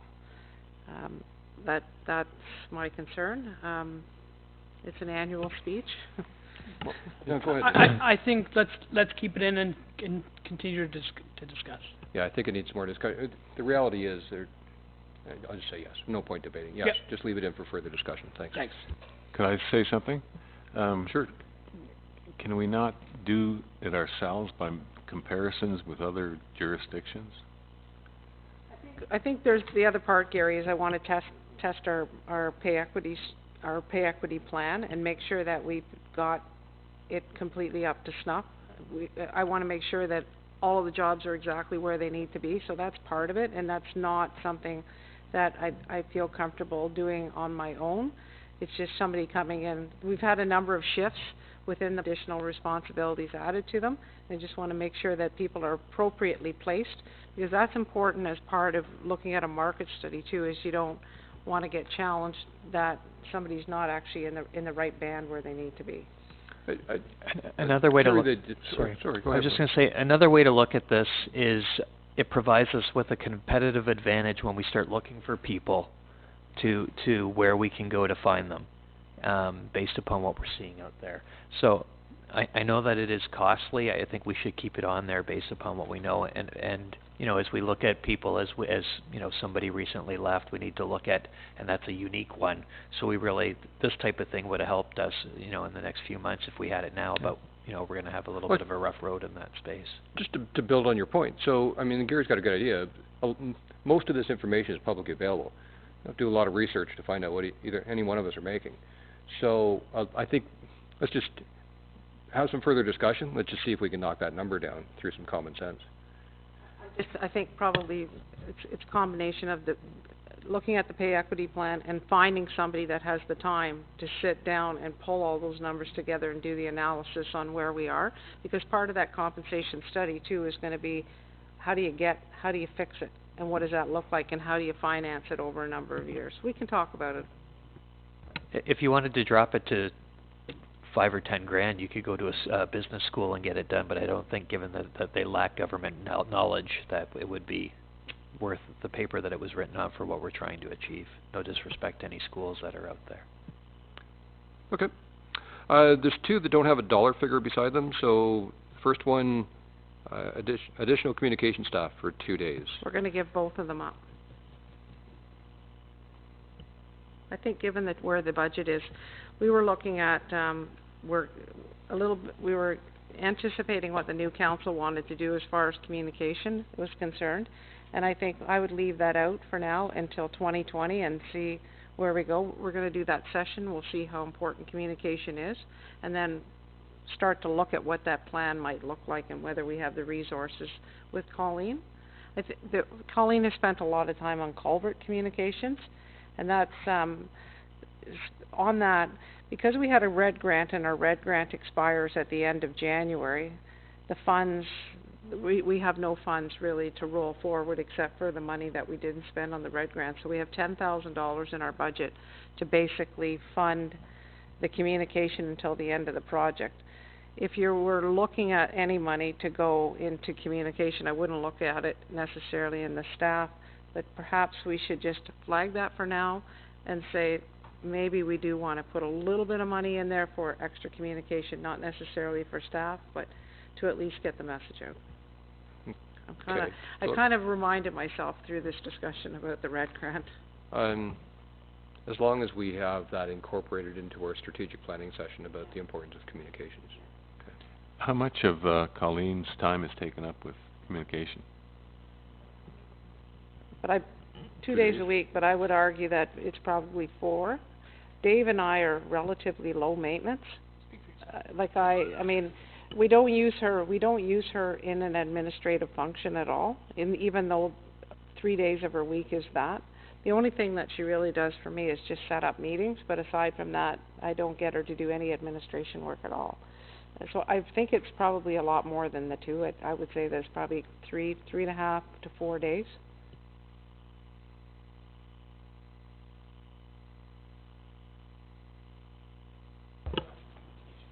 So nothing to be, there's no action there, there's nothing to be minted, just, okay. Well, part of a bigger discussion, okay. Yep. Well. It'll probably come up in 2020. We can leave it, not leave it, there's no dollar figure to it, so we might discuss it for 30 seconds, but there's not a dollar figure at this point. Yeah. AVEC, funding, never good to lead with a double. So the funding, so $3,000 towards AVEC? Well, I think that's pretty low. It's almost pocket change. Yeah. Since you're dealing with art and that kind of thing. Yeah. So we'll leave it in for the discussion. Fine, okay, Gary, just leave it for now. So lots already happened for the Red Barn, pave the parking lot. Sure. All right, we have 2 Red Barns, as probably most of you know, on Railway Street. One is occupied by H.H. Good, and the way it is working is we're going to spend money on engineering to get a plan on how it can be fixed, because it's kind of coming down. And what's happening is the owner of H.H. Good is going to enter into an agreement with the township to reimburse the township for the construction costs in order to fix it. We need $7,000 for the engineering, which council, I believe, is going to agree to. Sorry, Donna? South building is already in the budget. It was added at the last budget meeting, so it's just the northern building. And now the north building is going to come down, and as a result of that, it also needs a parking lot. Sorry? Does it need to be paved? It needs to be paved, and it's basically extending the parking that's already on Railway Street to have it come up to the building that's staying. Those are the numbers that we have at this point. Okay, so to me, it's in play, would have to be part of our other discussions as we prioritize the things that are on the budget list. Yeah. Okay. But to me, in this particular case, I know you have to come up with a priority list, but leaving the building there is not an option. This is something that you can't just say, well, you know, we don't want to fund it. We have to somehow get that building down. Okay. We've talked about this a couple times, the idea of a marketing student. $10,000 to help market our facilities. You want to just speak to it for a sec, or do you want to just say that we'll continue the discussion? Why don't we leave it in and we'll continue the Sure, discussion? I'm good with that. Okay. And Mayor Dave, you also spoke earlier today about the building audit. Yeah. So again, this is a huge asset. We certainly don't want it to continue to deteriorate, and 20,000 to know where we're at is probably really good value. Okay, so we'll leave it in there with pretty clear where it's going. The ward mailings, that one came up, I'm sure everybody still remembers it, the idea of, it's another piece of side. So the idea would be that those of us that are interested could have and it's a physical mailing of, and we don't have to solve it here, but the idea was perhaps some standard communications from all of us that go to all of the residents, and then our own personalized piece that goes to Ward 5 residents, Ward ABCD. So the idea that, just since there's a question. One thing that I'm going to be starting this spring is gathering emails from my Ward 1 residents and sending out a monthly, this is kind of what's gone on, this is what's coming up, and I've already talked to Debbie about it, and that whatever I send out has to be CC'd to her so that she knows what's going out, and this is a way that I felt that I could get more of the residents knowing a little bit more, since they don't read a paper, don't go online, and this is my way as a counselor to reach out. Sure. So maybe it's a good step forward. Maybe we have a one-time mailing, and if you're interested in hearing more from me, please contact me at this. So could be, that's what it was there for. So the idea would be leave it in for further discussion, see if it remains a priority. I think it's a great idea, and maybe it's a phased-in approach, making the assumption that we do 3 mailings a year or something versus all 5, and just look at that lens when we get down the road. Okay. I believe it. Last one. The CAO overlap and recruitment. Situation being, we know Ingrid's still considering when's the best time to retire. We've got other transitions that we're dealing with, one that we've learned of this week. Others that there's a number of people who are at that nice opportunity of retiring. So we just need to decide what we're going to do. Is 40,000 the right amount, or what are we going to do? Again, let's leave it in and see where we're at. Let's brainstorm it more, maybe offline. Or do you want to speak to it, Todd? Yeah, I wouldn't mind actually putting a motion aspect into this, certainly keeping it in, because as Bruce has said already, succession planning is probably one of the worst done things. Businesses have a lot of problem with that overall, it seems, and I don't want to be, I don't want us being caught behind the ball type thing, right? So it might be, my motion would be simply to ask staff to review the impact of senior management turnover in the next 6 to 12 months, and look at next steps to mitigate that impact. Have a full exposure, for lack of a better term, pull it out. What are we dealing with, and what do we need to budget? Some of it's going to happen pretty quickly. So there's the overlap. If we choose to overlap, I know some places don't do that, but if we overlap with Ingrid and anybody else, there's that issue. But there's also the recruitment cost. To get the right person to replace some of these key individuals is going to cost money as well. So can I support a motion that's, looks like a couple questions? Cord? Would that be incorporated as part of the market study?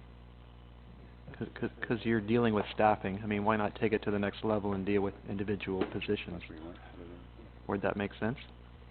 You mean from a succession like you're planning? asking someone to review the pay equity that we've done. Right. You mean ask them if they would look Could they increase the scope to talk about staffing positions and the what-ifs and that kind of thing? And I agree with what Ted, what's your name again? Todd? You look like a Ted. Whatever you call me, I'm used to a lot. Eddie Baby, no, it's But you understand what I mean? Increase the scope of it, so they're not just talking about salaries, they're talking about positions and, you know, are we on an equal playing field with other municipalities, and B, what would happen when that position changes? And I was giving a similar, I was thinking And do similar. one study rather than two. Yeah, I was thinking similar to what Gord was thinking, and I'm not sure if we just don't bucket the money together with two ideas about where it goes. I recognize that you're setting aside money for an overlap for a person in that role, but there might be a little bit across both of them that makes sense. I think there might be two directives under one line item. Part of what I think what Councillor Snooks is saying is to have staff look at it, what are we faced with? Like, there's all different discussions of who may or may not be leaving. I think we just need to do the succession planning, I think is the right word, rather than go, oh my gosh, there goes 3 of them. What are we dealing with? I just think, in a way, I think it's a separate issue. One is pay equity study. Are we doing the right thing? This one is, we got something going on right here, right now, that we got to get out in front of. So I think what you're saying is get someone in staff to pull that together. Thanks. Yeah, and my thought process really comes from policing. We've done that in the last about 5 years ago. There was a huge thing where internally they determined, 354 people over the next 5 years are eligible for retirement. How are we replacing those people in 3 years if they all go? Right, worst case scenario, right? So staff here knows who's where in their career and who's eligible for even put it out to the 4 years we're in council here.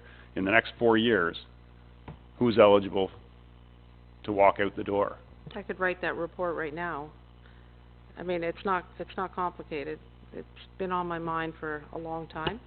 To me, they are two separate items. I think that I will give council an in-camera report, and I had planned to do that fairly soon, just to talk about where your weak points are going to be in the system, and then also some of your challenges in trying to do your recruitment, because I mean, there's certain jobs that are going to be very difficult to recruit for, and it's just because 50 to 75% of the people in those fields are retiring in the next 5 years. So it's extremely competitive, and that's going to be part of that report. But that's where the compensation report, and it's kind of where you guys are going, that compensation and pay equity thing needs to almost be happening in tandem, because that's going to help you to get your numbers in regards to what that looks like, because that's the piece that I'm saying I need some assistance with.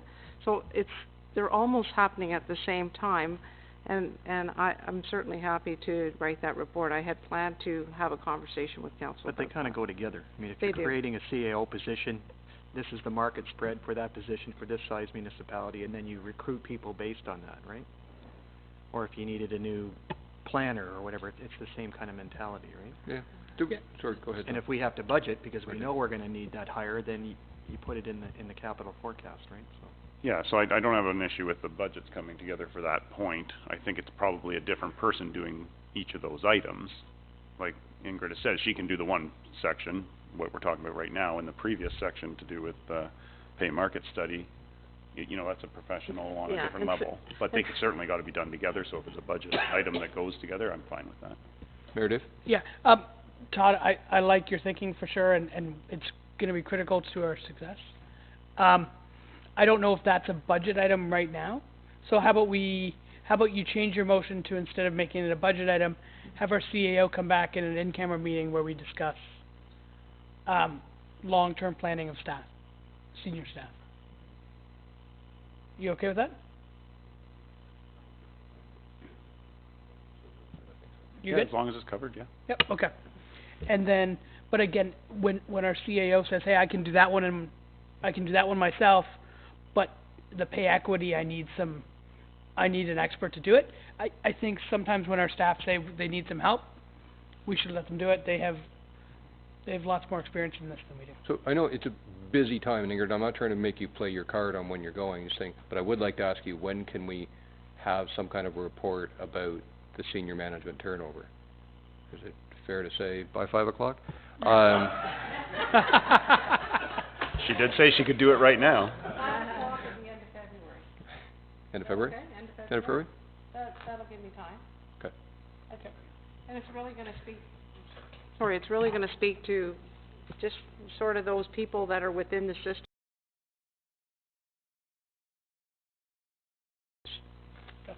Thank you. What have I missed? Every time I go to close, I miss something. What have I missed? Okay, you have a motion on the floor, right? Oh, that too.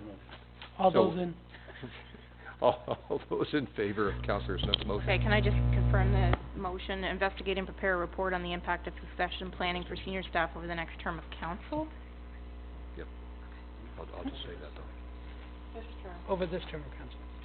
Oh, sorry, I need to take out next, because I had the next 6 to 12 months. So read So, one more time. over the term of council. Can you read one more time? Investigate and prepare a report on the impact of succession planning for senior staff over the term of council. Okay? Great, thank you. Good, thank All in favor? Did that already? Carried. Thank you. As far as the 2020 items, I think just be aware of them. We've moved some things into it. I don't think there's any real value in going through those. If you're okay with that, just be recognized that there's lots more coming down the pipe. Good. Is there any other unfinished business? Or other business? Would anybody be interested, is there anybody from the press? Any questions, thank you. Any questions from the public? Okay. No, thank you. No, I got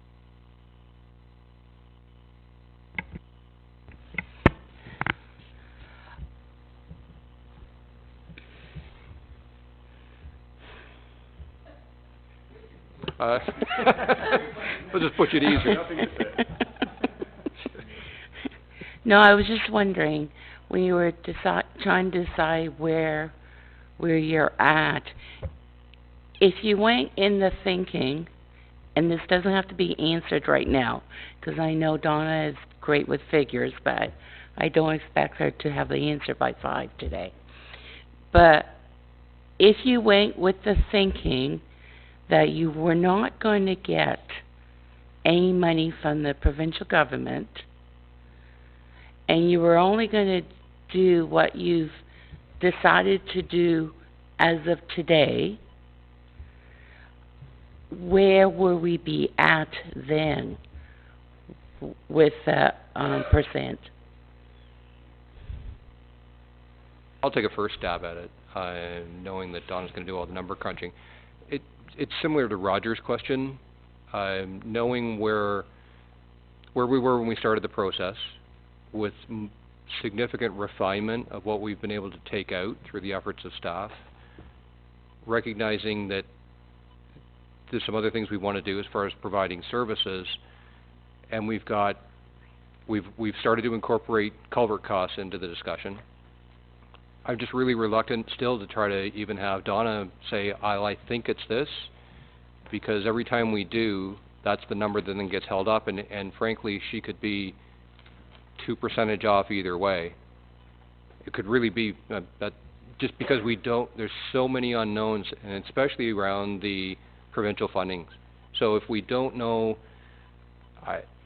my answer is the same as what I said to Roger. I'd rather she didn't go out on that limb without having a chance to crunch the numbers and get an answer from the province. Well, because earlier when you were held up with the thought where to go, it's like you can always add money. Like if the province gave you 200,000 or if they only gave you 10,000, you can, from your list, you can always figure out what you're going to put into it. But if you're under the assumption that you might not get that money, then isn't it better to have an idea what you're Well, I think we going? have. I think that the 4.5% that we thought it was going to come in at was built around the large assumption that we were getting about $420,000 from the provincial government for 2440. So we've gone ahead with that assumption in order to go ahead with this entire budgeting exercise, but we can't make any commitments at this point. So we're building it, and when I kick things So off. you're saying if you didn't get the $425,000, that we could be up to like 9%? It'd be dramatic. We couldn't do that. We'd have to go back, bring all the department heads back in and saying, what are we not going to do? So there would be both. There would be cuts in services and probably a tax levy as well. Okay. Do you want to add anything? Gail, what we have seen in the past is with the OMPF, and you've probably heard this many times before, is we have received cuts since 2012, but what they've done is it's only been cut by, I shouldn't say only, but it's been cut by 15 to 20% each year. So I'm really hoping that if there are further cuts, that there will be a maximum cut, and it will be done gradually over so many years. Because otherwise the impact to not only our municipality, but to several municipalities, it's really tough to handle large cuts in funding. But in all fairness, the past 8 years, we've had the same form of government, and now we've got a new form of government that is doing some drastic things. And, I mean, only Mr. Ford knows what's going through his mind right now. But, that's why I'm thinking if the government does decide to just give you very little for each township or whatever, then what are we, looking at, roughly speaking? And because you can't keep going until April. Like if we haven't got the answer, because you have to finally decide as a council where to go, because it takes a while for you to put out tenders or to do anything. And who's ever first settle will be first going out to get those people for the fill the tenders and stuff like that. And I realize in an election year, when you get new bodies, that kind of slows up. Because normally we would be doing budget in November, starting, and usually we're waiting in January what the provincial government is going to do. But with the change of government too, it makes it, you got two whammies. You got new people on board, and then you got a new form of government provincially. No question. Your points are all valid. We're waiting. We expect to hear in February. Hopefully we can get that answer from them. That'll fill in a big block in the jigsaw puzzle, and then we can make those decisions. Okay. Anybody else? Any questions? No? Okay. Anybody interested in making a motion to adjourn? Just wondering. All in favor? Carried. I think I'm right on time. Thank you, everybody.